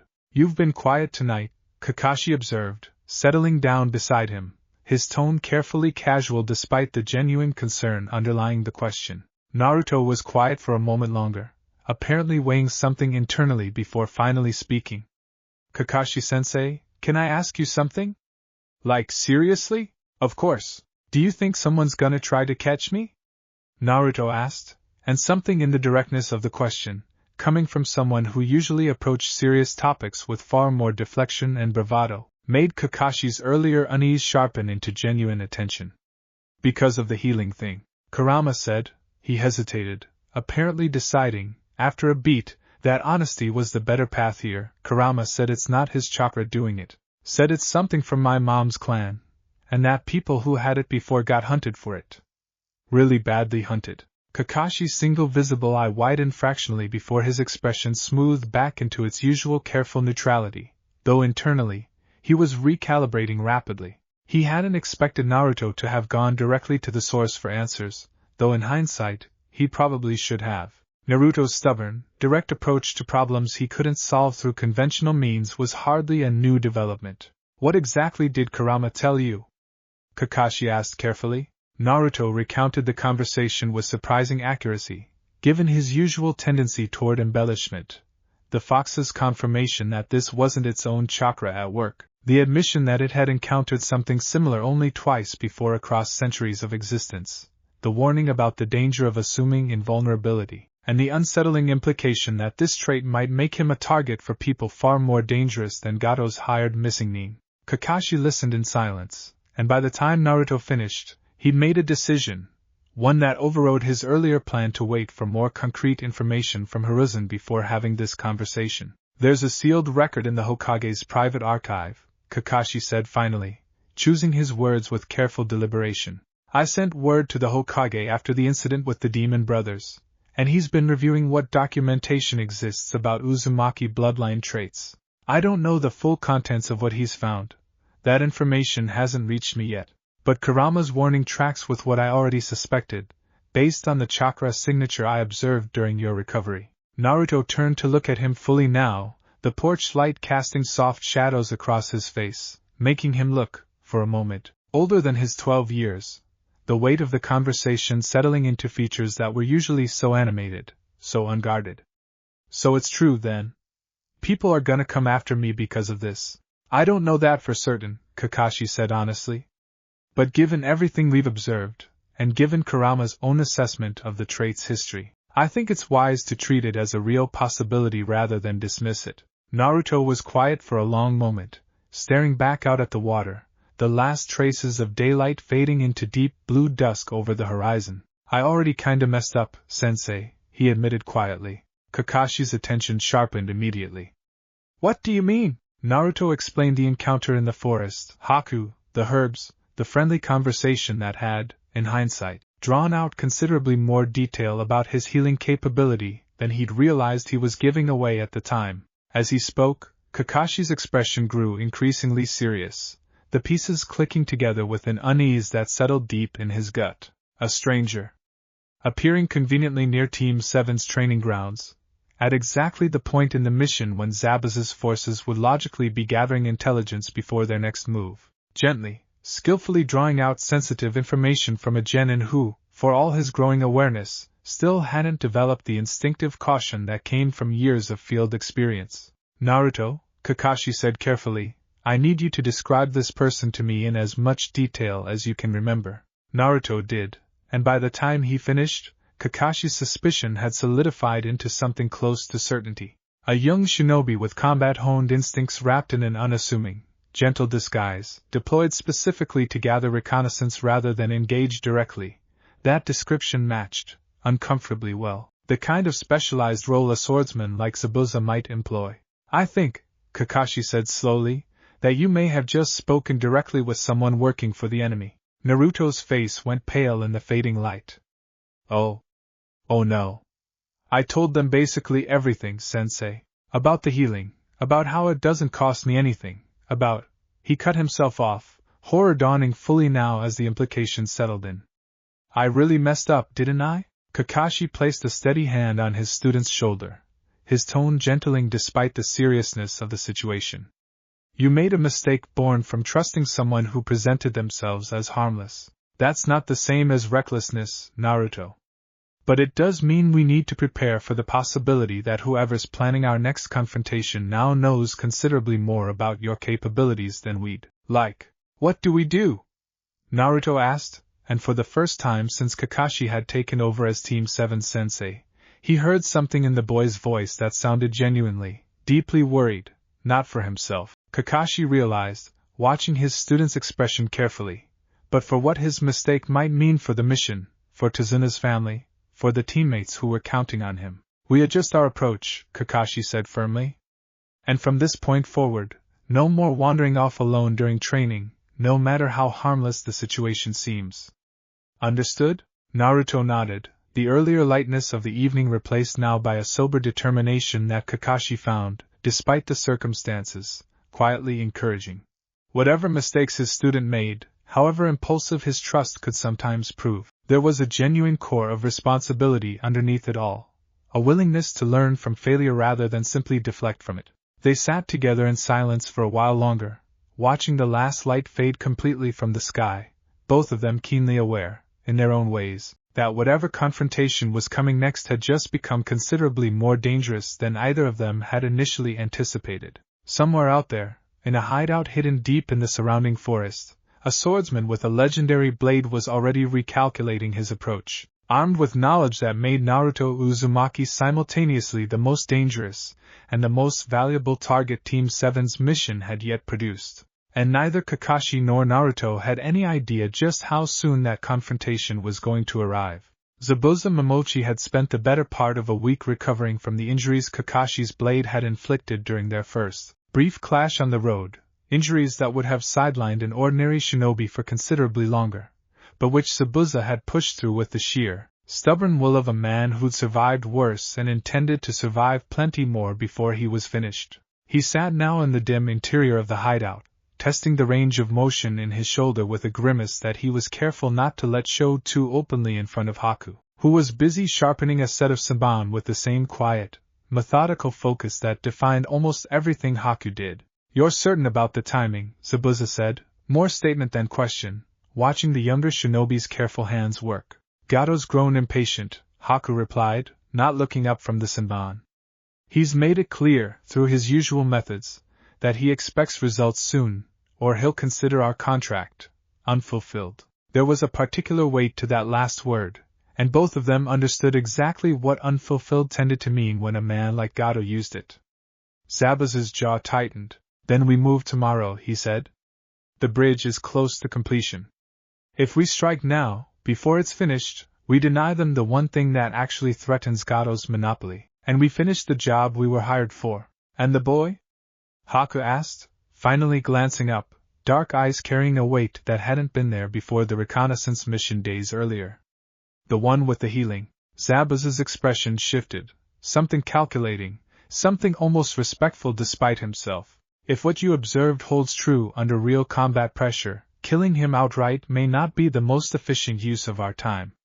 Better to neutralize the others first. Hatake especially. Once the Jonin is out of the fight, a genin who can't die easily is still a genin who can be restrained, contained, dealt with at our leisure. Haku said nothing to that, returning attention to the Saban in hand, though something in the set of shoulders, subtle, almost imperceptible, suggested the idea sat less comfortably than it once might have. Zabuza didn't notice. He was already thinking 3 steps ahead, already running through the calculus of how a fight against Konoha's copy ninja and 3 genin, one apparently immune to conventional lethality, was going to need to unfold if he intended to walk away from Wave Country with his reputation and his contract fee intact. Neither of them noticed the third variable already quietly working against their plan, the growing, unspoken discomfort in Haku's chest, the first cracks forming in a loyalty that had, until now, never once wavered.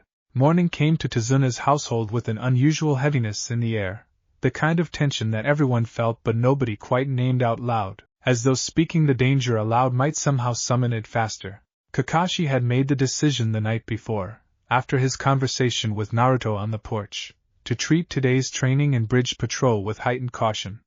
He briefed his team carefully over a modest breakfast, grilled fish again, rice, a pot of tea steaming gently at the center of the table, Tsunami moving quietly between the kitchen and the table in her simple, high-necked robe, her sleeves falling well past her wrists as she worked. "We stay together from this point forward," Kakashi said, his tone carrying none of its usual lazy indifference.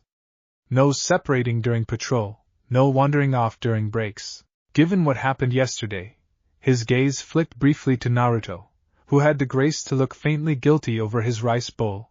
"We have to assume the enemy has more information about us than we'd like, and act accordingly." "What happened yesterday?" Sakura asked, glancing between Kakashi and Naruto with obvious confusion. Naruto explained, somewhat reluctantly, the encounter with Haku in the forest, and by the time he finished, Sakura's expression had shifted from confusion to genuine alarm, while Sasuke's dark eyes had narrowed with the particular focus he reserved for genuine threats. "You told a total stranger about your healing?" Sakura said, disbelief coloring her voice. "Naruto, that could have been—" I know, Naruto said, holding up his hands defensively. "I already got the lecture from Kakashi-sensei. I'm not gonna do it again, believe it." Sasuke, for his part, said nothing immediately, but his gaze lingered on Naruto for a long moment, something unreadable moving behind his usually guarded expression. Whatever he was thinking, he kept it to himself, returning his attention to his breakfast with characteristic reticence. Inari, seated at the far end of the table, had been listening to the entire exchange with his usual sullen quiet, but something in his expression shifted as the conversation continued, a flicker of something that looked, for just a moment, like grudging curiosity beneath the wall of resentment he usually kept firmly in place. "You're really not scared?" Inari finally asked, breaking his customary silence, his voice carrying a bitter edge that had become familiar to everyone at the table over the past several days. "Going up against people who could actually kill you? People stronger than some hired thugs?" The table went quiet. Naruto set down his chopsticks, considering the question with more seriousness than his usual bravado might have suggested. "I'm scared," Naruto admitted, and the honesty of it seemed to surprise Inari more than any confident denial would have. "But being scared doesn't mean you stop trying to protect the people who matter to you. That's basically the whole point, isn't it? If it wasn't scary, it wouldn't mean anything." Inari's expression flickered, surprise, then something more complicated, something that looked almost like the beginning of a crack in the armor he'd built around himself since his father figure's death at Gato's hands years earlier. He didn't respond, but he didn't retreat to his room either, lingering at the table a moment longer than usual before finally excusing himself. Kakashi watched the exchange with quiet interest, filing it away, before turning his attention back to the more immediate matter at hand. "We move out in 20 minutes, full alert from the moment we leave this house." The mist rolled in thick and sudden as Team 7 approached the bridge, far denser than the natural morning fog that usually clung to the water's surface this time of year, a mist that felt, to every trained shinobi instinct in the group, deeply, deliberately wrong. Tazuna's workers, who should have been well into their morning labor by the time the team arrived, were nowhere to be seen. Tools lay scattered across the unfinished planks, some construction materials knocked askew, as though the workers had been interrupted mid-task and hadn't had time to properly set anything down. "Something's wrong," Sasuke said quietly, his hand already drifting toward the kunai holster at his hip. "Everyone, stay close," Kakashi said, his single visible eye scanning the impenetrable wall of mist surrounding them, his body shifting into a readiness that made the tension in the air feel suddenly, viscerally real. Tazuna, walking at the center of the formation, had gone pale, his earlier stoic determination cracking visibly under the weight of what this scene implied. "My workers, where are my workers?"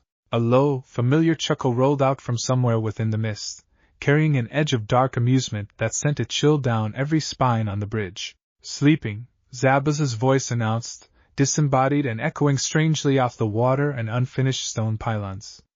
"They'll wake up eventually. Whether the rest of you do is an entirely different question." Kakashi's hand moved to his forehead protector, fingers curling around the edge in a gesture Team 7 had come to recognize, the preparation to reveal the Sharingan hidden beneath, a technique he'd used only sparingly, reserved for genuine emergencies. "Sensei," Sakura started, voice tight with fear. "Stay behind me," Kakashi said firmly, pulling the protector up, revealing the crimson, tomo-marked eye beneath. "All of you." The mist thickened further, and from within it, a second voice emerged, softer, more measured, but no less unsettling for its calm. I apologize for the deception, Naruto, Haku's voice said, materializing gradually into visibility a short distance away, dressed now in shinobi attire rather than the modest kimono from their forest encounter, expression carrying none of the warmth from that earlier meeting. But you understand, I hope, that business is business. Naruto's jaw tightened, a complicated mix of betrayal and grim understanding crossing his features. Guess I really do gotta be more careful about who I talk to. A valuable lesson, Zabaz's voice said, and this time the massive swordsman himself stepped into view, his enormous bandaged blade resting against one shoulder, his single visible eye fixed with cold, calculating focus on Kakashi. Shame you're not going to live long enough to apply it to anyone else. The fight, when it finally erupted, did so with the sudden, overwhelming violence that only genuine life-or-death combat between skilled shinobi could produce.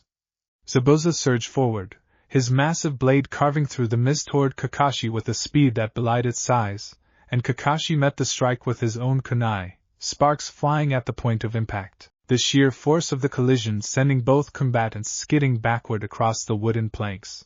Sasuke! Naruto! Protect Tazuna and Sakura! Kakashi barked, already moving to press his advantage, Sharingan tracking Zabuza's movements with the precise, predictive clarity that made his eye such a formidable asset in combat.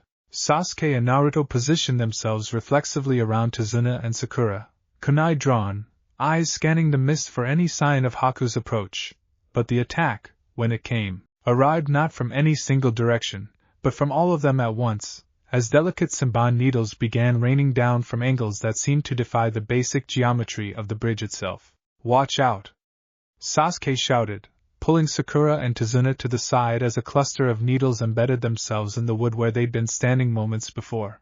Haku's voice, calm and almost apologetic, drifted through the mist. I'd prefer this to be quick and relatively painless, if you're willing to cooperate. Then the ice began to form, sheets of crystalline, mirror-like surface rising up from the bridge's planks in a rapid, encircling dome, each panel reflecting a fractured, multiplied image of Haku's calm expression, until Naruto and Sasuke found themselves trapped within a glittering, impossible prison of Haku's own construction. Sakura and Tazuna suddenly cut off outside the barrier's shimmering walls. Naruto! Sasuke! Sakura's scream was muffled by the ice, her fists pounding uselessly against the surface that didn't so much as crack under the assault. Inside the dome, Naruto and Sasuke stood back to back, kunai raised, breathing hard as dozens of reflected Haku images surrounded them on every side, each one indistinguishable from the next. This is bad, Sasuke muttered, dark eyes flicking rapidly between the mirrors, trying and failing to identify which reflection held the genuine threat. Yeah, no kidding, Naruto shot back, tension coiling through his shoulders as he braced himself for whatever came next. I'm sorry about this, Haku's voice echoed from every mirror simultaneously, carrying a genuine, uncomfortable weight beneath the calm professionalism. I don't take pleasure in this the way you might expect, but I won't hold back either. The Senbon came in a blur, faster than either genin could fully track, striking with pinpoint precision at joints, at pressure points, at the specific locations a trained combat medic would target to incapacitate without killing outright. Sasuke, drawing on reflexes sharpened by years of Uchiha clan training, managed to deflect or dodge the majority of the assault, but Naruto, still adjusting to the mirror technique's disorienting, multiplied threat, took the brunt of several strikes across his arms and shoulders, the thin needles embedding themselves deep enough to draw blood in a dozen places at once. Naruto! Sasuke's voice carried genuine alarm as his teammate staggered, needles protruding from his skin in a pattern that should have left him incapacitated by pain alone. But Naruto, gritting his teeth, simply reached up and yanked the Senbon free, one after another, tossing them aside with a grimace that faded almost as quickly as it had appeared. I'm fine, Naruto said, and even as he spoke the words, the wounds where the Senbon had been embedded were already closing, the bleeding slowing to nothing within seconds, faint traces of golden chakra flickering briefly across his skin before fading from view. Inside the mirrors, Haku's reflected expressions all shifted in unison, a flicker of genuine surprise breaking through the careful composure that had defined every previous interaction. That shouldn't be possible, Haku's voice said, quieter now, the calm professionalism cracking just slightly at the edges. Saban strikes at that depth should have disabled your arms entirely. Yeah, well, Naruto said, rolling his shoulders experimentally, testing the full, unimpeded range of motion that should have been compromised. Guess you're gonna have to try harder than that. Now I want you to sit with what's happening inside that dome for just a second, because this is the moment everything we've built across 3 chapters finally pays off in real combat. Haku isn't fighting an ordinary genin anymore. Haku is fighting someone whose body simply refuses to accept the terms of the encounter. And watch Haku's reaction, because it's not triumph, it's not frustration. It's doubt. The first real crack in a resolve that's been unshakably loyal to Zabuza and, by extension, to Gato's contract, since long before this mission ever began. That crack is about to widen. Let's keep watching. The assault continued, wave after wave of Saban strikes testing every angle of Naruto's defenses, and while Sasuke's growing familiarity with the mirror technique's timing allowed him to intercept a portion of the assault meant for his teammate, it was becoming increasingly, undeniably clear that Naruto simply wasn't slowing down the way an ordinary opponent should have. Wounds that would have left most genin incapacitated by pain and blood loss alone barely seemed to register on Naruto's face beyond an immediate, sharp wince before the injury simply resolved itself. The golden flicker of chakra that accompanied each recovery grew slightly more visible with each repetition, faint traces of what looked, unmistakably, like a chain-link pattern tracing briefly across his forearms before fading back into unmarked skin. How? Haku's voice finally demanded, all pretense of calm professionalism abandoned now, replaced by something that sounded, for the first time, genuinely unsettled. How are you still standing after all of that? Naruto, breathing hard but very much upright, managed a tired, defiant grin. Guess I got something extra in my blood that you weren't counting on. This isn't a game, Haku's voice said, and there was an edge to it now that hadn't been present before, not quite anger, but something adjacent to it, something born of genuine unease at facing an opponent whose fundamental rules of engagement no longer applied in any predictable way. I need this to end.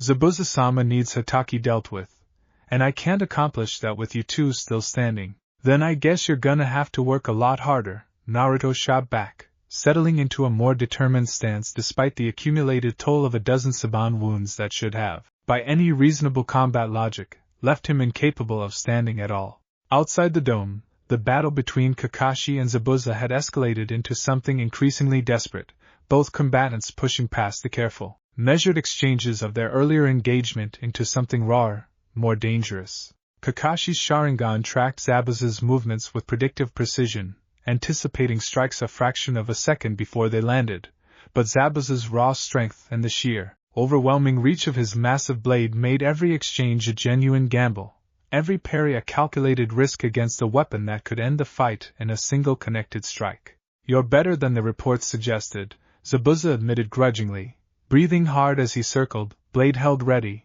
water dripping steadily from the mist-soaked bridge planks beneath his feet. But predicting my movements and stopping them are two very different challenges, copy ninja. I've noticed, Kakashi replied dryly, his own breathing controlled despite the mounting strain of sustained Sharingan use, a technique that carried its own significant chakra cost the longer it remained active. Sakura, still trapped outside Haku's ice dome alongside a visibly shaken Tazuna, watched the two battles unfold with mounting, helpless horror, her fists clenched so tight her knuckles had gone white. We have to do something, she said, more to herself than to Tazuna, scanning desperately for any weakness in the ice barrier separating her from her teammates. There's nothing we can do, Tazuna said, his voice heavy with guilt and fear in equal measure. This is beyond us. I'm so sorry, all of you. Don't, Sakura cut him off, more sharply than she intended, before softening slightly. Just stay behind me. Please. Inside the mirror dome, the fight had reached a critical inflection point.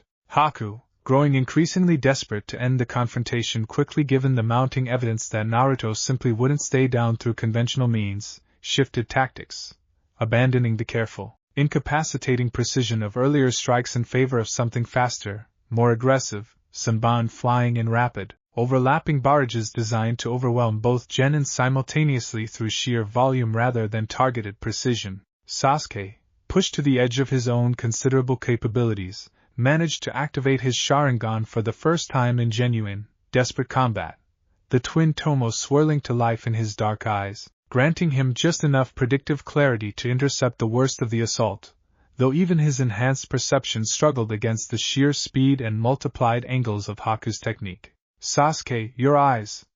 Naruto exclaimed, momentarily distracted by the sight of his teammates' awakened bloodline, and in that split second of distraction, a fresh wave of Saban found their mark, several embedding deep into Naruto's shoulder and chest, close enough to vital areas that even Haku's reflected expression flickered with something like alarm at the depth of the strikes. "That was closer than I intended," Haku's voice admitted, genuine concern bleeding through the multiplied reflections. "Are you?" "I'm fine," Naruto gasped, wrenching the needles free with a pained grunt, watching as the wounds began their now familiar process of rapid closure, the golden chain pattern flickering more visibly than ever before across his skin. "Told you already, GH, I'm not going down that easy." But the strain was beginning to show, even through the miraculous recovery. Naruto's breathing had grown ragged, sweat mixing with the blood still drying on his skin before each wound closed, his movements growing slightly slower, slightly less coordinated with each exchange despite his body's refusal to accept lasting damage. Kurama's warning echoed distantly in the back of his mind: pain still happens, exhaustion still happens, you can still be worn down. He was starting to understand, viscerally, exactly what that warning had meant.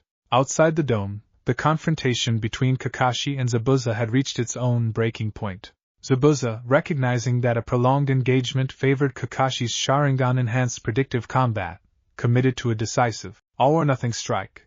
A massive water-based technique summoned from the bridge's surrounding ocean, a towering wave crashing forward with enough force to sweep Kakashi from the bridge entirely if it connected.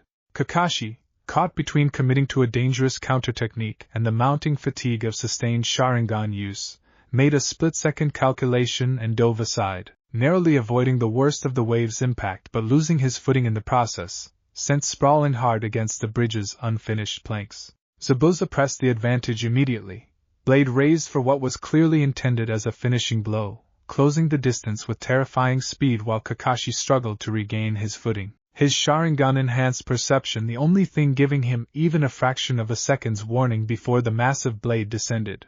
It wasn't going to be enough time. Even Kakashi's own internal calculation, running through every possible escape or counter in the fraction of a second available, came up short.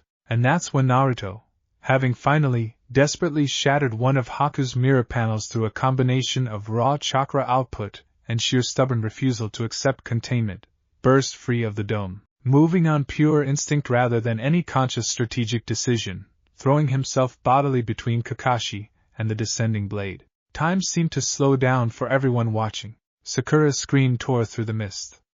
Sasuke's voice, still trapped within the remaining fragments of Haku's shattered dome, called out Naruto's name with genuine, desperate alarm. Haku, watching from within the ice, went utterly, completely still. Zabuza's blade connected. It wasn't a glancing strike, wasn't a wound that could be dismissed as survivable through ordinary means. The massive sword tore through Naruto's torso with brutal, devastating force. The kind of injury that should have ended a life instantly. The kind of wound that left even Zabuza himself, in the immediate aftermath, momentarily frozen by the sheer visceral horror of what he'd just done to a child. Naruto collapsed, blood pooling rapidly across the wooden planks beneath him, and for one long, agonizing moment, the entire bridge fell into a silence so complete it felt like the world itself had stopped breathing. "Naruto!" Sakura's voice broke entirely, the scream raw and desperate, tears streaming down her face as she strained uselessly against Izuna's restraining grip, unable to reach her fallen teammate. Kakashi, still on the ground where he'd fallen, stared at his student's motionless form with an expression that, for the first time in longer than he could remember, held nothing but pure, undiluted horror, the careful mask of professional detachment he'd built across years of loss and war utterly, completely shattered. Zabuza lowered his blade slowly, something unreadable moving across his scarred features, the momentum of the fight entirely forgotten in the wake of what he'd just done. "I didn't intend for the boy to intervene," Zabuza said quietly, more to himself than to anyone else on the bridge, an admission that carried genuine, unexpected weight. Then Naruto's fingers twitched. "Let's pause right here, because I know exactly what some of you are thinking, and I need you to trust the process for just a few more paragraphs, because what happens next is the entire reason this story exists. That blade should have ended everything. Any ordinary shinobi, genin, chunin, jonin, it wouldn't have mattered. Takes a strike like that, and the story's over. That's the rule the entire world of this series operates by. That's the rule every single person standing on this bridge, enemy and ally alike, has spent their entire lives believing in without question. Naruto Uzumaki is about to break that rule in front of every single one of them. The golden chakra surged first, visible even through the thick mist, a warm, spiraling glow that spread outward from the wound like ripples across still water, and beneath it, unmistakably now, chain-link markings blazed to life across Naruto's skin, tracing intricate patterns up his forearms, across his exposed torso, glowing with an intensity that had never once been visible during the smaller, earlier manifestations of his healing. The wound, the massive, devastating, undeniably fatal wound that had torn through his torso moments before, began to close, not gradually. Not with the subtle, quiet efficiency of a scraped forearm or a shallow gash. This was violent, dramatic, the torn flesh and muscle visibly knitting itself back together in real time. The pooled blood on the bridge planks the only remaining evidence that the injury had ever existed at all, and even that seemed to slow and stop as the wound sealed itself completely shut. Naruto's eyes opened. He drew in a sharp, gasping breath, chest heaving, the chain-link patterns across his skin still glowing faintly gold before slowly, steadily, fading back into unmarked, unblemished flesh. "Ow," Naruto managed, blinking up at the sky, his voice carrying more confusion than pain. "Okay. That one actually hurt for a second." For a long, suspended moment, nobody on the bridge moved. Nobody spoke. Sakura's tears had frozen mid-fall, her expression caught somewhere between overwhelming relief and pure, disbelieving shock. Sasuke, still partially trapped within the remnants of Haku's shattered mirror dome, stared at his teammate with an expression that, for the first time Sakura could remember, showed something close to genuine awe rather than his usual detached composure. Kakashi, still on the ground, pressed a hand briefly to his own face, drawing in a slow, steadying breath, the horror of moments earlier giving way to a stunned, overwhelming relief that he didn't bother trying to hide. And Zabuza Momochi, a man who had killed more people than he could accurately count across a career defined by cold, professional violence, a man whose composure had rarely if ever been shaken by anything on a battlefield, stood frozen, staring down at the boy who had just survived a fatal blade strike as though he'd simply stubbed his toe. "What?" Zabuza said finally, voice carrying a note of genuine, bewildered disbelief that felt almost comical against the gravity of everything that had just happened. "Are you?" Naruto pushed himself up slowly, wincing at the lingering ache that remained despite the wound's complete closure, and met Zabuza's stunned gaze with a shaky but genuine determination. "I'm the guy who's not gonna let you hurt my sensei," Naruto said, voice steadier than his still trembling legs might have suggested. "Or anyone else on this bridge. So you might as well figure out right now that killing me isn't gonna be an option." Inside the fractured remains of the ice dome, Haku stood motionless, watching the scene unfold with an expression that had, for the first time since this entire mission began, lost every trace of calm professional detachment. Haku had believed, genuinely and completely, in Zabuza's ambitions, in the necessity of the work they did together, the missions accepted regardless of the moral weight they carried, the unshakable loyalty that had defined Haku's entire purpose since the day Zabuza had found a lost, grieving child and given that child something to live for.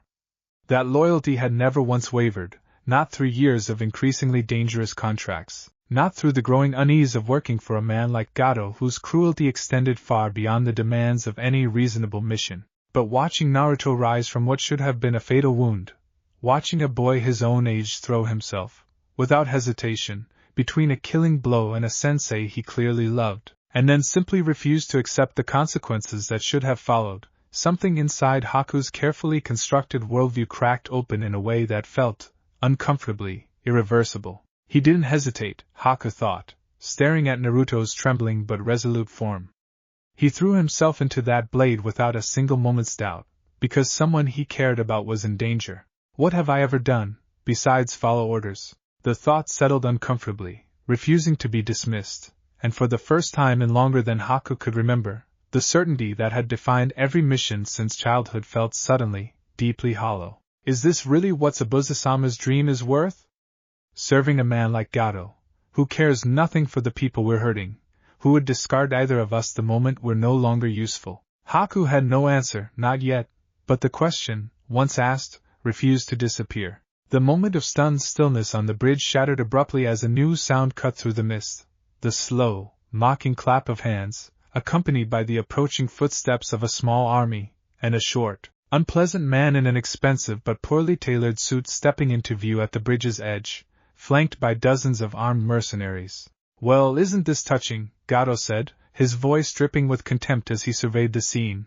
Zabuza and Haku, both visibly shaken by the confrontation, Team 7 regrouping around the still-recovering Naruto, a regenerating brat and a swordsman who can't even finish off a handful of children.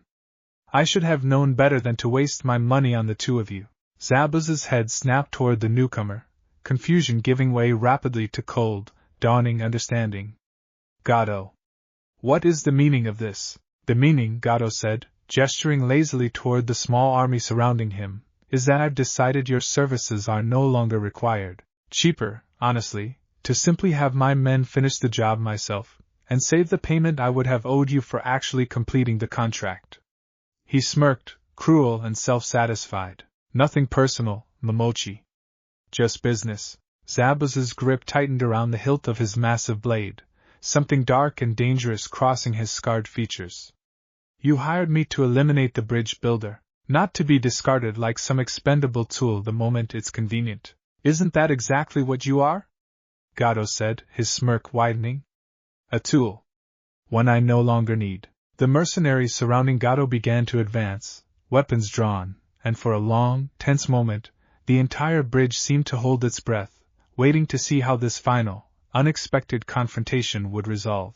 Zabuza's gaze flicked briefly toward Naruto, toward the boy who had just, moments ago, thrown himself without hesitation into a fatal blade strike to protect someone he cared about, and something in that brief exchange seemed to settle a decision that had been quietly forming since the moment Naruto rose from what should have been his death.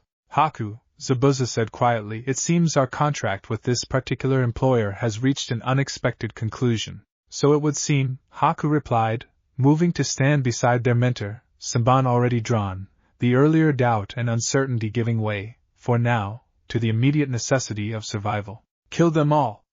Gato shouted, gesturing wildly toward both Team 7 and his former employees alike, apparently unconcerned with the fact that he just declared open combat against considerably more skilled opposition than his mercenary force was equipped to handle. I'll pay double to whoever finishes off that brat with the healing trick. What followed was chaos. Genuine, overwhelming chaos, as Gato's mercenary force surged forward, and Zabuza, momentarily allied with the very shinobi he'd been contracted to eliminate through simple, mutual necessity, carved through the advancing line with brutal, efficient violence. Kakashi, having recovered his footing and much of his composure, moved to support Naruto and the rest of Team 7 as the mercenaries pressed their numerical advantage, while Sakura finally broke free of Tezuna's restraining grip to pull her friend into a fierce, relieved embrace before the immediate danger forced them both back into combat readiness. You're really okay? Sakura asked, voice still shaky, hands gripping Naruto's shoulders as though needing physical confirmation that he was genuinely, solidly present. Yeah, Naruto said, managing a tired but genuine grin despite the lingering exhaustion visible beneath his usual bravado. Told you I wasn't going down that easy. Don't ever do that again, Sakura said fiercely, tears threatening once more despite her best efforts to hold them back. I mean it, Naruto. Can't promise that, Naruto admitted, his grin softening into something more genuine. But I promise I'll keep coming back, no matter what. The battle raged on around them, Zabuza's blade cutting through mercenaries with terrifying efficiency, Haku's Senbon finding marks with lethal, practiced precision, Kakashi and the genin holding their own against the diminishing numbers of Gato's forces. But it was Naruto, still visibly exhausted from the toll of his earlier death, who found himself drawn, almost against his will, toward the cowering, terrified figure of Gato himself as the mercenary line finally, completely collapsed.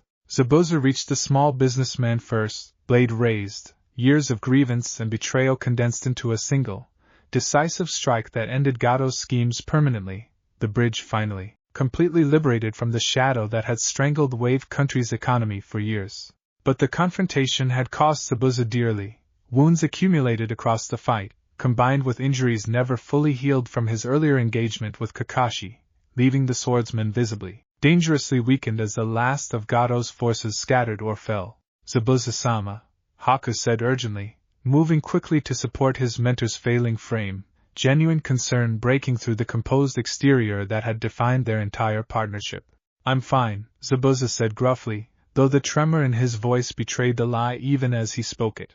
Naruto approached slowly, uncertain of his welcome given everything that had just transpired, but driven by something he couldn't quite name, some lingering thread of the same instinct that had thrown him between Kakashi and a fatal blade without hesitation. You didn't have to turn on him, Naruto said quietly, looking between Zabuza and the fallen form of Gato. You could have just walked away. Zabuza's single visible eye studied Naruto for a long moment, something complicated moving behind the scarred, weathered features.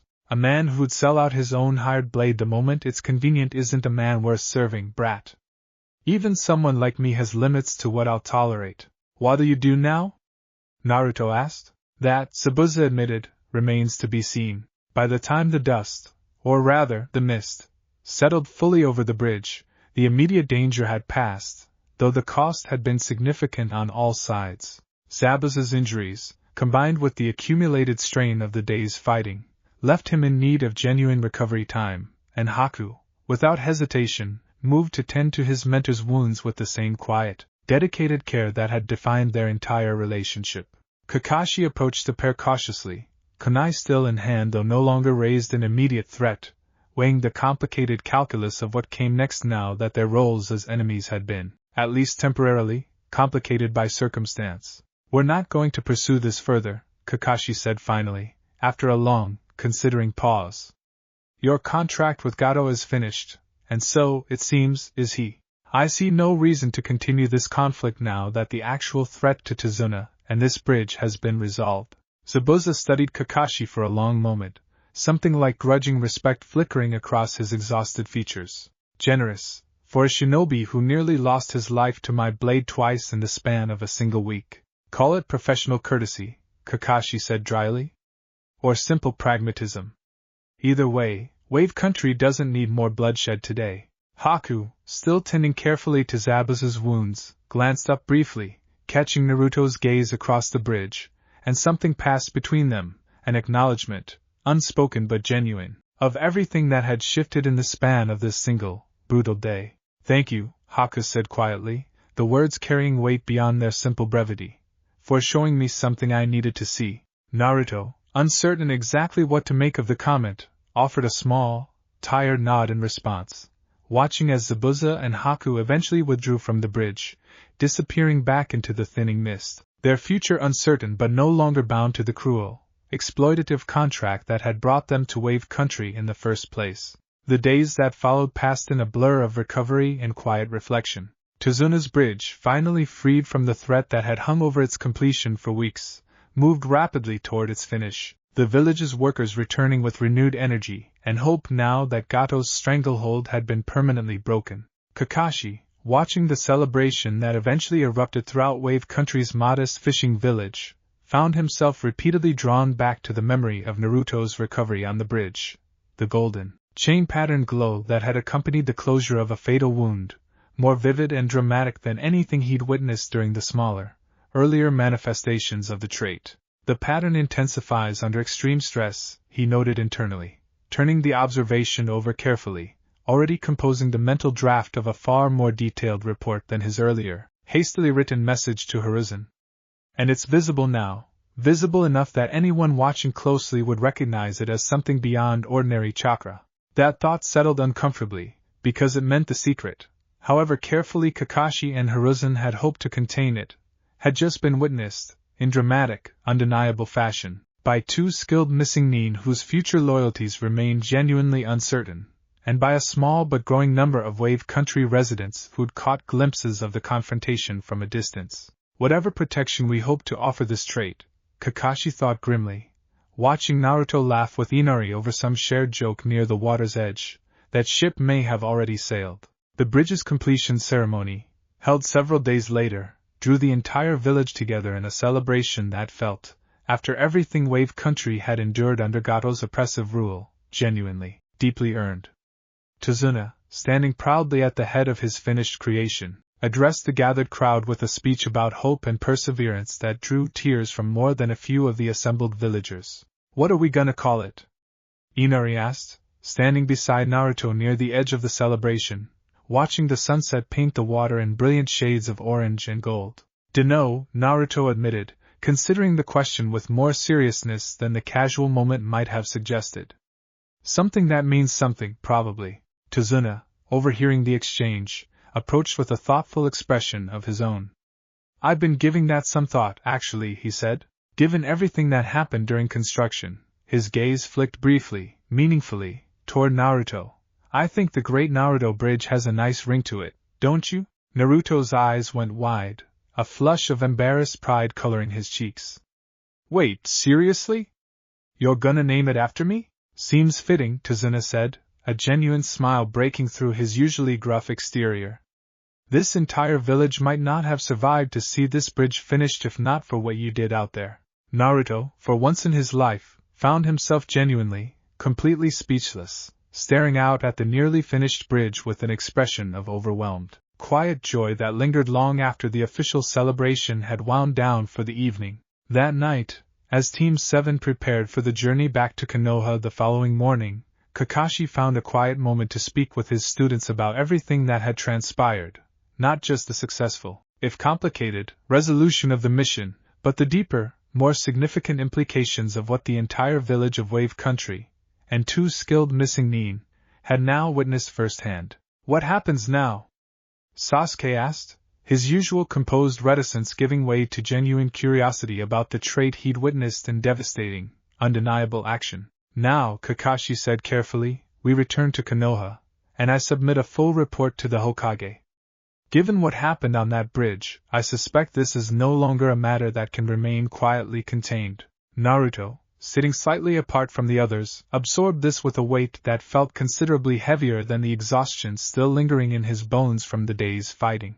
Kurama's warning echoed in the back of his mind, more urgent now than ever. There are things worse than death, and a shinobi who can't be reliably killed becomes exactly the kind of prize that draws out people willing to find those worse things. If Zabuza and Haku had witnessed the full extent of his recovery, if word of what happened on that bridge spread beyond Wave Country's borders, Naruto found himself wondering, with a genuine unease that hadn't fully settled since the moment he'd woken up from a fatal wound surrounded by shocked, staring faces, exactly how much danger he just invited into his own life. "Guess I'm about to find out," he thought, staring up at the darkening sky, the weight of everything Kurama had warned him about finally, fully settling in. The walk back from Wave Country took the better part of 3 days, and if you'd asked any of Team 7 to describe the mood of that return journey, you'd have gotten 4 very different answers. Sakura walked closer to Naruto than she had on the way out, some unspoken need to keep him within arm's reach lingering after watching him die and come back to life in front of her. She hadn't said much about it directly. Sakura wasn't built for that kind of vulnerable conversation, not yet, not at 12 years old with her own complicated feelings about the whole ordeal still settling. But the shift in her behavior spoke plainly enough for anyone paying attention. Sasuke walked with his usual composed silence, though something in the set of his shoulders had changed too. He'd activated his Sharingan for the first time in real combat on that bridge, a milestone that should have dominated his thoughts entirely. And yet, more than once during the journey home, Kakashi caught him glancing sideways at Naruto with an expression that looked less like rivalry and more like genuine, unresolved curiosity. Tazuna and the rest of Wave Country's grateful villagers had sent them off with more warmth than any of them had expected from a C-rank turn-to-rank mission, Inari included, who had surprised everyone by hugging Naruto fiercely before they left, mumbling something about how he understood now, about how crying wasn't the only way to be strong. And Naruto walked quietly for long stretches, which was, in itself, the most telling change of all. "You've barely said anything in an hour," Sakura finally observed, glancing over at him as they crossed a stretch of open road, Konoha's outer walls beginning to rise faintly on the horizon ahead of them. "Are you okay?" Yeah, Naruto said, and then, after a pause, more honestly, I don't know, actually. Just thinking. About the fight? About what happens now, Naruto admitted. Everyone saw it, Sakura. Not just you guys. Zabuza saw it. Haku saw it. Half the village probably saw at least some of it from a distance. Kurama warned me people are gonna want to know more about this, and now a whole bunch of people already do. Sakura was quiet for a moment, considering this with more seriousness than she usually applied to Naruto's occasional bursts of introspection. Kakashi-sensei is going to report everything to the Hokage. Maybe that's a good thing. Maybe the village can help figure out what this actually is, instead of you just guessing on your own. Maybe, Naruto said, though the uncertainty in his voice suggested he wasn't entirely convinced. Ahead of them, Kakashi walked with his usual lazy posture, one hand in his pocket, the other holding his ever-present orange book, though anyone who looked closely enough would have noticed he hadn't actually turned a page in the better part of 20 minutes, his single visible eye distant, calculating, already composing the report he'd need to deliver the moment they reached the Hokage's office. This is going to be a difficult conversation, Kakashi thought, watching Konoha's walls grow steadily larger ahead of them. And I suspect it's only the first of many. They reached the village gates just past midday, the familiar bustle of Konoha's streets a welcome, grounding contrast to the tension of the past several days. Genin chatted near the market stalls, merchants called out their wares. The academy's youngest students ran laughing through side streets on their way home from lessons, all of it so achingly normal that Naruto felt, for just a moment, the strange dissonance of returning to a world that had continued spinning without him, while his own understanding of himself had been fundamentally rewritten. Report to the Hokage's office, Kakashi instructed as they passed through the checkpoint, his tone carrying none of its usual casual indifference. All of you. This debrief needs to happen together. They made their way through the village, Sakura and Sasuke both noting the unusual formality in Kakashi's demeanor, until they reached the administrative building and climbed the familiar stairs toward Hiruzen's office. The third Hokage looked up from his desk as they entered, his weathered face carrying its usual warmth. But Naruto, watching closely, caught something else beneath it. Attention. A weight that hadn't been there the last time they'd stood in this room, back before any of this had started. Welcome back, Hiruzen said, setting down his pen. I trust the mission was eventful. That's one word for it, Kakashi said dryly, and proceeded to deliver a full, detailed account of everything that had transpired in Wave Country. The true nature of the threat Tazuna had concealed. The confrontation with the Demon Brothers, the subsequent battle against Zabuza Momochi and his apprentice Haku, Gato's betrayal and the mercenary force that had followed, and finally, in careful, measured detail, the events on the bridge itself. Hiruzen listened without interruption, his expression growing steadily more serious as Kakashi's account reached the fatal blade strike Naruto had taken protecting his sensei, and the subsequent, dramatic recovery that had left both Zabuza and Haku, two skilled, experienced shinobi, visibly shaken by what they'd witnessed. The chain pattern markings were visible, Kakashi finished, clearly enough that anyone watching closely would have recognized them as something beyond ordinary chakra manifestation. I don't believe we can consider this contained any longer, Lord Hokage. Both Zabuza and Haku witnessed it directly, and given the scale of the confrontation, it's likely that at least some of Wave Country's villagers caught glimpses as well. Hiruzen was quiet for a long moment, his gaze drifting toward Naruto, who stood slightly apart from his teammates, shoulders tense, clearly bracing himself for whatever came next. Naruto, Hiruzen said finally, his voice gentle despite the gravity of the moment, how are you feeling? Genuinely. The question caught Naruto slightly off guard. He'd expected, if anything, to be immediately peppered with questions about the trait itself, not asked directly about his own well-being. I'm okay, I guess, he said slowly. Kinda tired still. And kinda confused about all of this, if I'm being honest. Kurama told me some stuff, but he doesn't really know much more than I do. What did he tell you? Hiruzen asked, and Naruto, encouraged by the genuine attentiveness in the old man's expression, recounted his conversation with the fox from several nights earlier, the confirmation that this wasn't fox chakra, the warning about the historical danger associated with the trait, the caution against assuming invulnerability. By the time Naruto finished, Hiruzen had steepled his fingers thoughtfully in front of his face, weighing something internally before finally reaching a decision. Sakura, Sasuke, he said, I need to speak with Naruto and Kakashi privately for a moment. This concerns information of a sensitive nature. I trust you understand. Sasuke's jaw tightened slightly, clearly displeased at being excluded, but he said nothing, offering only a brief, curt nod before turning toward the door. Sakura hesitated a moment longer, glancing at Naruto with obvious concern. I'll be fine, Sakura, Naruto said, offering a small, reassuring smile despite his own uncertainty. Promise. Once the door closed behind them, Hiruzen rose from his desk, moving toward a small cabinet along the wall, retrieving a sealed folder that Naruto recognized somehow, without ever having seen it before, recognized in the way you sometimes recognize the shape of something important before you fully understand why. What I'm about to tell you, Hiruzen said, settling back into his chair, the folder resting on the desk before him, is information that has been sealed within this village's private archives for decades. Very few people currently know it exists. I need you both to understand the seriousness of what I'm about to share. Naruto's pulse quickened, a mixture of anticipation and apprehension settling heavily in his chest as he watched the old man open the folder and begin, carefully, deliberately, to explain. Now, before we get into exactly what Hiruzen reveals here, I want to acknowledge something important.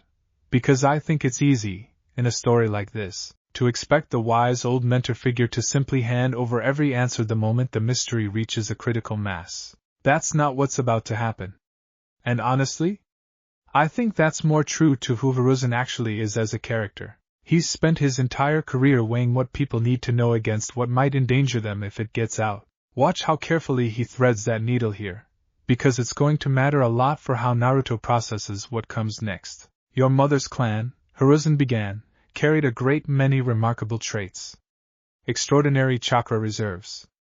A natural affinity for Fuinjutsu unmatched by almost any other bloodline in shinobi history. A vitality and longevity that made Uzumaki shinobi formidable opponents well into old age. These traits are, to some degree, documented and understood, even by outside villages. He paused, his gaze steady on Naruto's face, watching for a reaction before continuing. But there was another trait. Rarer. One the clan itself chose to suppress, to hide even from their closest allies, including this village. A regenerative capability distinct from their already impressive vitality. One capable of healing wounds that should be fatal, purging poisons the body shouldn't be able to survive, leaving almost no trace of injury behind regardless of severity. Naruto's breath caught slightly. That's what's happening to me. I believe so, yes, Hiruzen confirmed. Kakashi's report from the road, and now this account of what happened on the bridge, both align closely with the documented characteristics of this trait, as recorded in a file sealed by the second Hokage's administration, decades before either of us were born. Why would they hide something like that? Naruto asked, though something in his tone suggested he already suspected the answer wasn't going to be comforting. Hiruzen's expression grew heavier. Because bearers of this trait, throughout the clan's history, became priority targets for enemies who recognized its value. Shinobi who couldn't be reliably killed through conventional combat represented either an unacceptable threat requiring disproportionate force to neutralize, or a prize of immense value if captured alive and studied. The documentation I've reviewed describes several bearers of this trait, captured by hostile forces, who were subjected to prolonged, inhumane experimentation before their eventual deaths. The room fell silent for a long moment, the weight of that admission settling over everyone present.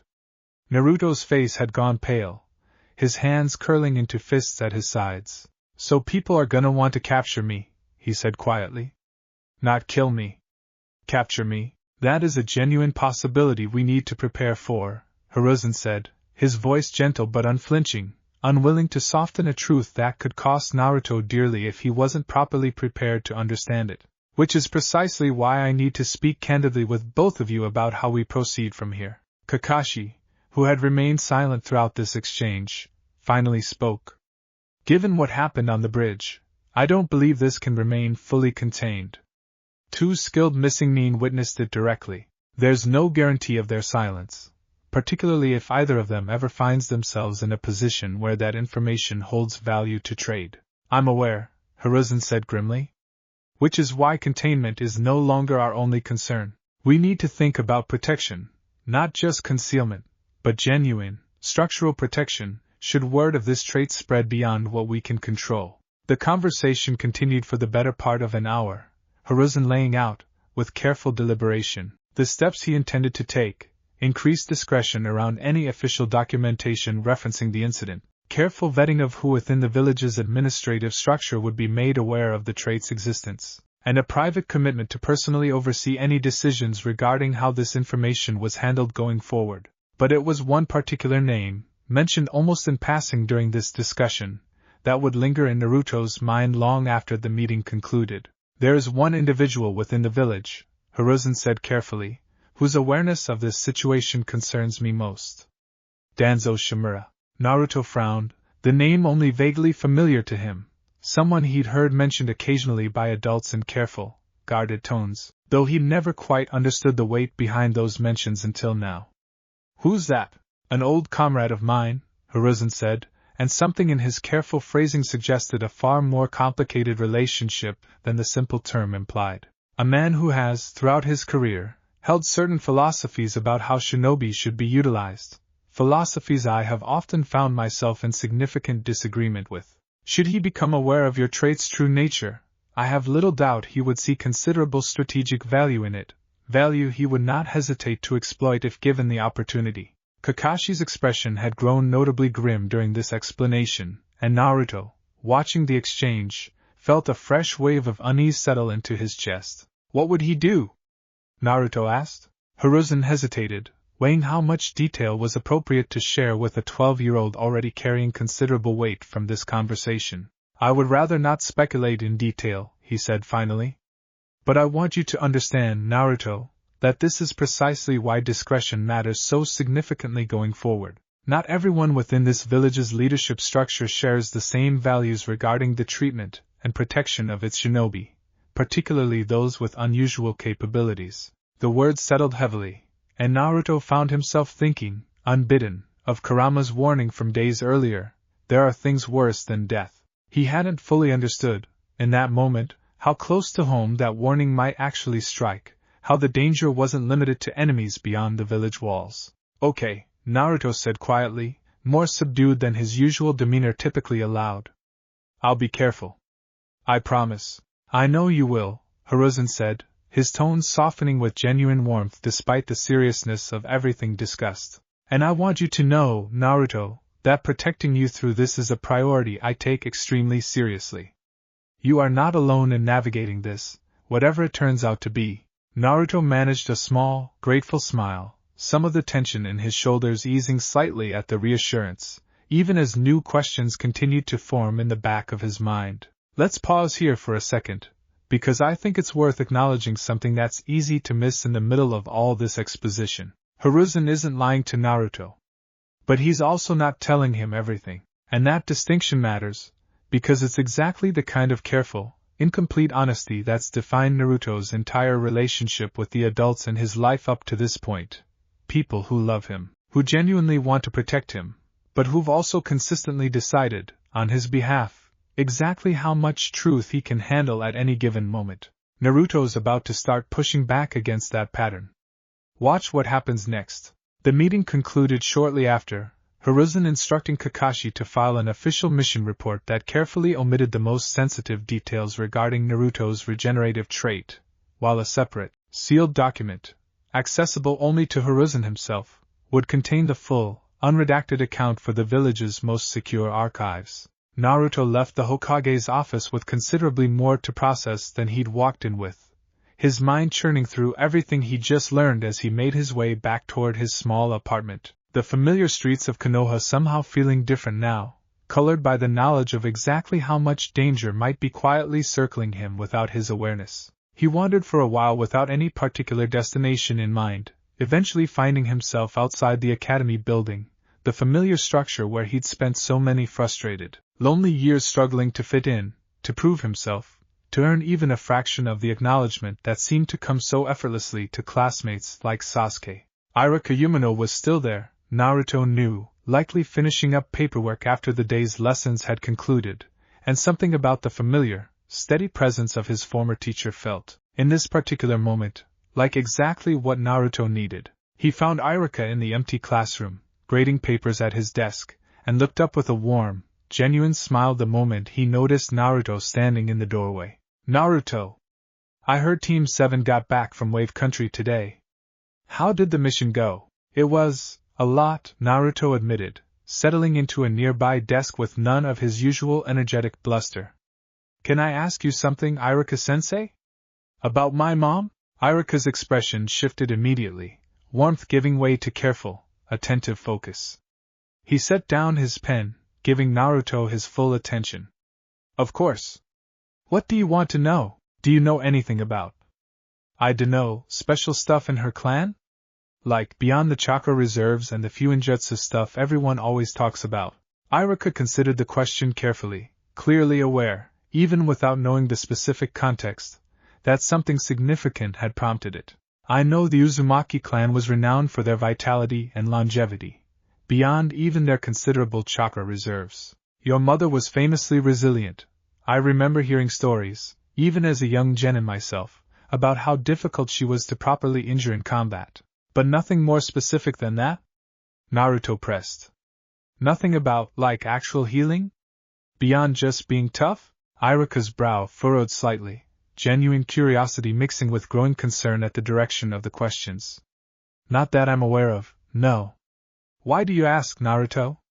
Did something happen in Wave Country? Naruto hesitated, weighing how much he was actually allowed to share, given Hiruzen's emphasis on discretion, before settling on a careful, partial truth.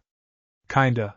I got hurt pretty bad during the mission, and I healed up way faster than I should have. Faster than even Kurama's chakra normally does it. The Hokage said it might be something from my mom's side, something old that the clan kept quiet about. Iruka's expression grew thoughtful, processing this new information with visible care. That's genuinely fascinating, Naruto, and a little concerning, I imagine, given how much uncertainty must come with something like that. Yeah, Naruto admitted. I just wish I knew more about her, you know? Like actual stuff. Not just she was strong or she was resilient. What was she actually like? Something in Iruka's expression softened further, a genuine warmth breaking through his careful, considered attentiveness. I didn't know her personally, Naruto. She was gone before I ever had the chance to meet her properly. But I've heard stories over the years, from people who did know her. She was fierce. Passionate. Fiercely loyal to the people she cared about, and not someone who backed down easily from a fight, even when the odds weren't in her favor. Naruto absorbed this quietly, something in his chest tightening with a complicated mixture of longing and quiet pride. Sounds like she'd have understood why I jumped in front of that sword then. I imagine she would have, Iruka said gently. Though I suspect she also would have worried herself sick about you doing it, the same way I imagine plenty of people in your life worry about you doing things like that. Naruto managed a small, genuine smile at that, some of the day's accumulated weight easing slightly in the familiar comfort of Iruka's presence. Thanks, Iruka-sensei. For, talking about her with me. Anytime, Naruto, Iruka said sincerely. Truly. If you ever want to talk more, about her, about anything you're going through, my door's always open. That conversation, brief as it was, planted something in Naruto that would linger for days afterward, a renewed, quiet determination to learn more about the mother he'd never known, the clan whose blood carried both extraordinary gifts and extraordinary danger in equal measure. He found himself, over the following days, seeking out whatever fragments of information he could gather, asking careful, probing questions of anyone who might reasonably know something useful. The elderly shopkeepers who'd lived in the village long enough to remember the era before the Ninetales attack, the handful of jonin who'd served during Kushina's active years as a shinobi, even Jiraiya, on the rare occasions the eccentric sage happened to pass through the village during this particular stretch of time. Jiraiya, when Naruto finally managed to corner him outside one of the village's public bathhouses, carefully avoiding, per his teammates' pointed advice, the specific establishment Jiraiya frequented for what he euphemistically called research, proved surprisingly forthcoming, though his answers carried the same careful, measured quality that seemed to define every adult's response to this particular topic. Your mother was one of a kind, kid, Jiraiya said, settling onto a bench outside the bathhouse, gesturing for Naruto to join him. Fiery temper, sharp tongue, absolutely fearless in a fight.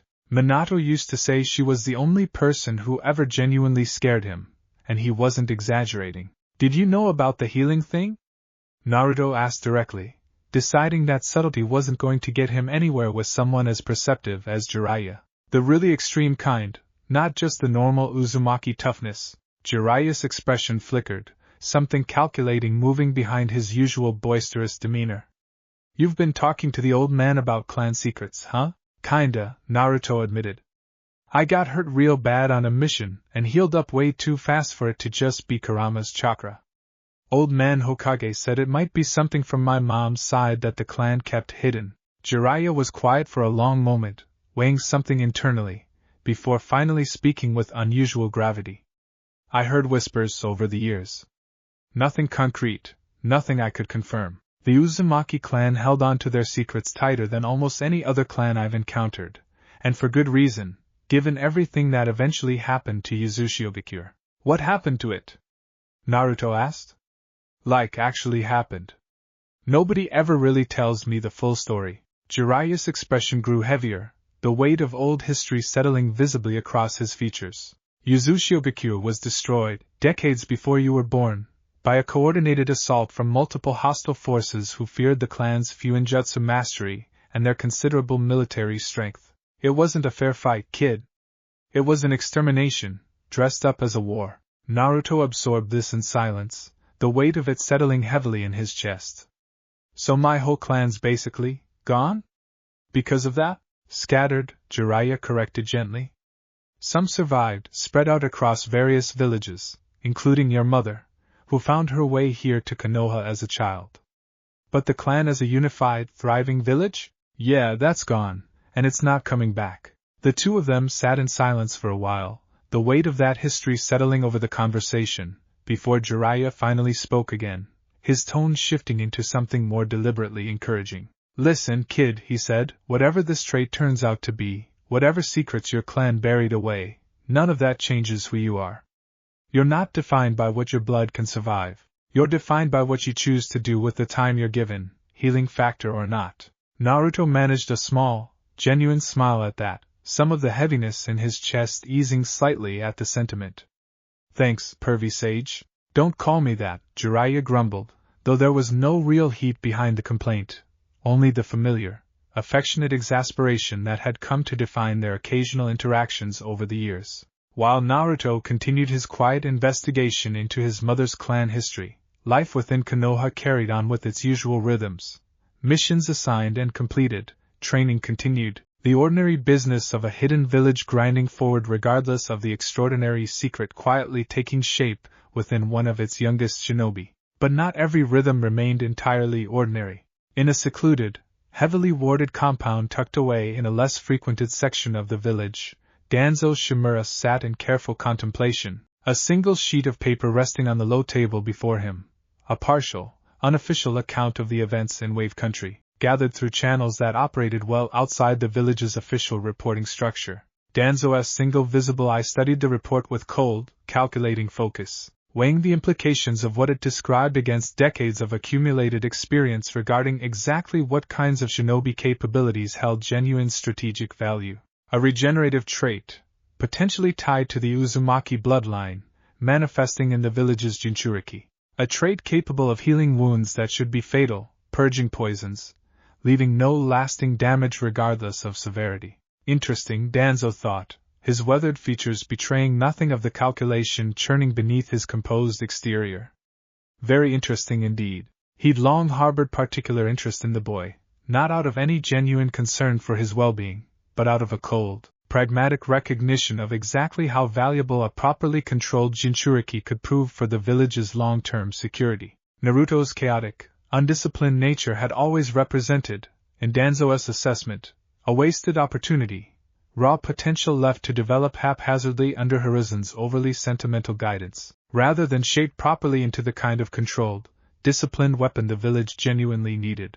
This new revelation only sharpened that interest considerably. Sarutobi will move to protect this information, Danzo thought, setting the report aside with careful deliberation. He always has been overly protective of that boy, at the expense of the village's genuine strategic interests. He rose slowly, moving toward the window of his private chamber, gazing out over the section of Konoha visible from this particular vantage point. A section that included, in the distance, the small, unremarkable apartment building where Naruto Uzumaki currently resided, utterly unaware of the calculating attention now quietly focused in his direction. Patience, Danzo reminded himself, a familiar discipline honed across decades of careful, methodical maneuvering within the village's political structure. The right opportunity will present itself eventually. It always does. He turned away from the window, already composing, in careful, methodical detail, exactly how he intended to position himself to take fullest advantage of whatever opportunity that eventual moment provided. Now I know some of you are already bracing yourselves for Danzo to make some dramatic, immediate move here, and I get it. That's the natural expectation, given everything we know about his character. But I want you to notice something important about how he's actually operating in this chapter, because it's going to matter a lot for how this entire conflict eventually unfolds. Danzo doesn't rush. He watches. He waits. He positions himself carefully, gathering information, building leverage, until the moment finally arrives when acting becomes not just possible, but advantageous. That patience is exactly what makes him such a persistently dangerous presence throughout this whole series, and it's exactly why Hiruzen's concern about him carries so much weight. Back at the Hokage's office, several days after Team 7's return from Wave Country, Hiruzen found himself reviewing an entirely different, though equally significant, piece of village business: the upcoming Chunin Selection Exams, a biannual event that drew genin teams from across the allied shinobi villages to compete for promotion to the rank of Chunin. He'd been debating, for several days now, whether entering Team 7 into this particular cycle of exams was genuinely wise, given everything currently unfolding around Naruto's newly revealed trait.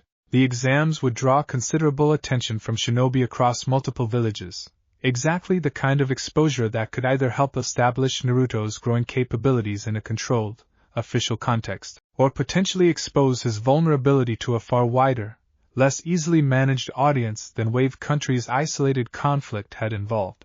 Kakashi, summoned for a private consultation regarding this exact question, listened to Hiruzen's concerns with careful, considered attention before offering his own assessment.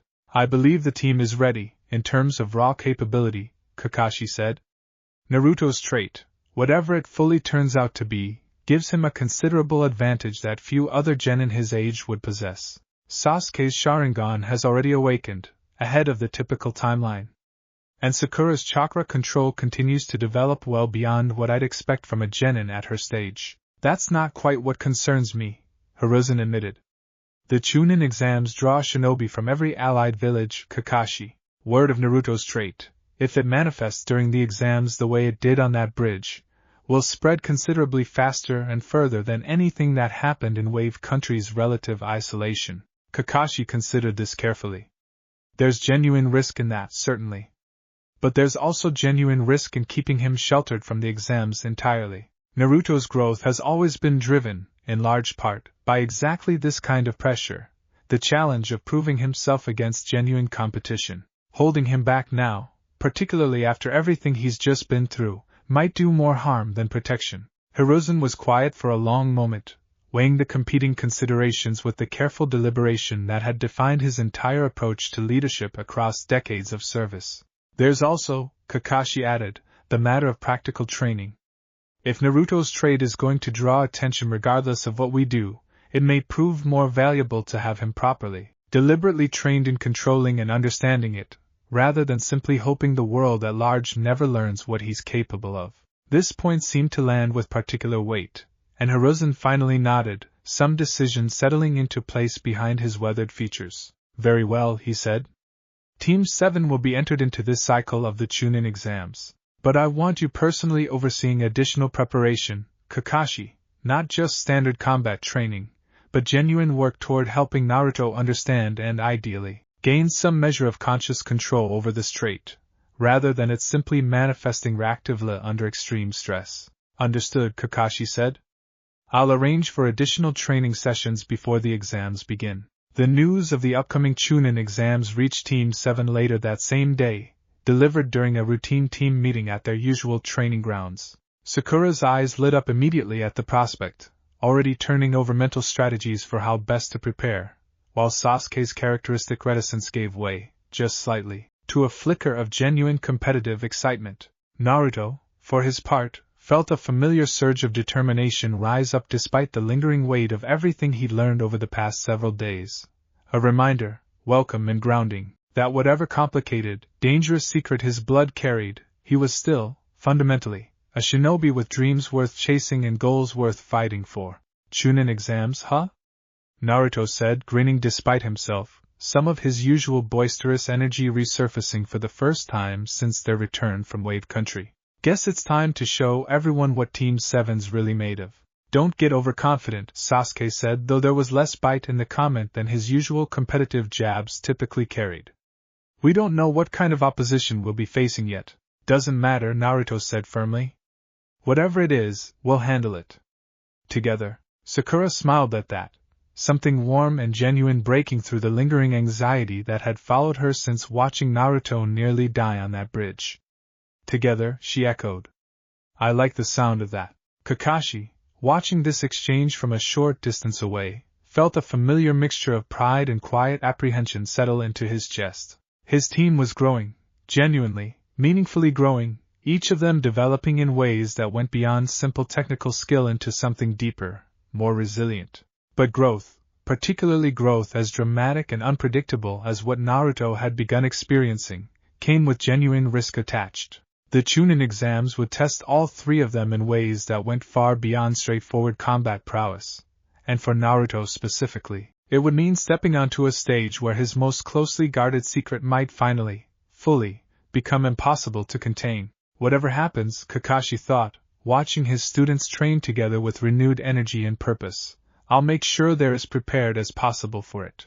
That evening, back in his small apartment, Naruto sat by his window, watching the sun set over Konoha's rooftops, turning over everything the past week had brought him, the revelation of his mother's clan history, the sealed danger buried in his own blood, Danzo's name mentioned with careful, guarded weight, and now the looming challenge of the Chunin exams stretching out ahead of him. He thought of Kurama's warning, of Hiruzen's careful, incomplete honesty, of Iraka's gentle stories about a mother he'd never had the chance to know. He thought of Zabuza's stunned disbelief on that bridge, of Haku's quiet, genuine gratitude in the aftermath, of the bridge itself now carrying his own name into Wave Country's future history. Guess this is just what being an Uzumaki means, he thought, staring out at the darkening sky. Carrying something extraordinary, and dangerous, and figuring out how to live with both at the same time. He thought, too, of his promise to Sakura, that he'd keep coming back, no matter what, and felt something settle firmly into place in his chest, a quiet, steady resolve that had nothing to do with the extraordinary healing trait now confirmed to run through his blood, and everything to do with the simple, unwavering determination that had defined him long before any of this began. Whatever's coming, Naruto thought, finally turning away from the window as exhaustion from the long, emotionally heavy day finally caught up with him, I'm gonna face it head on. That's just who I am.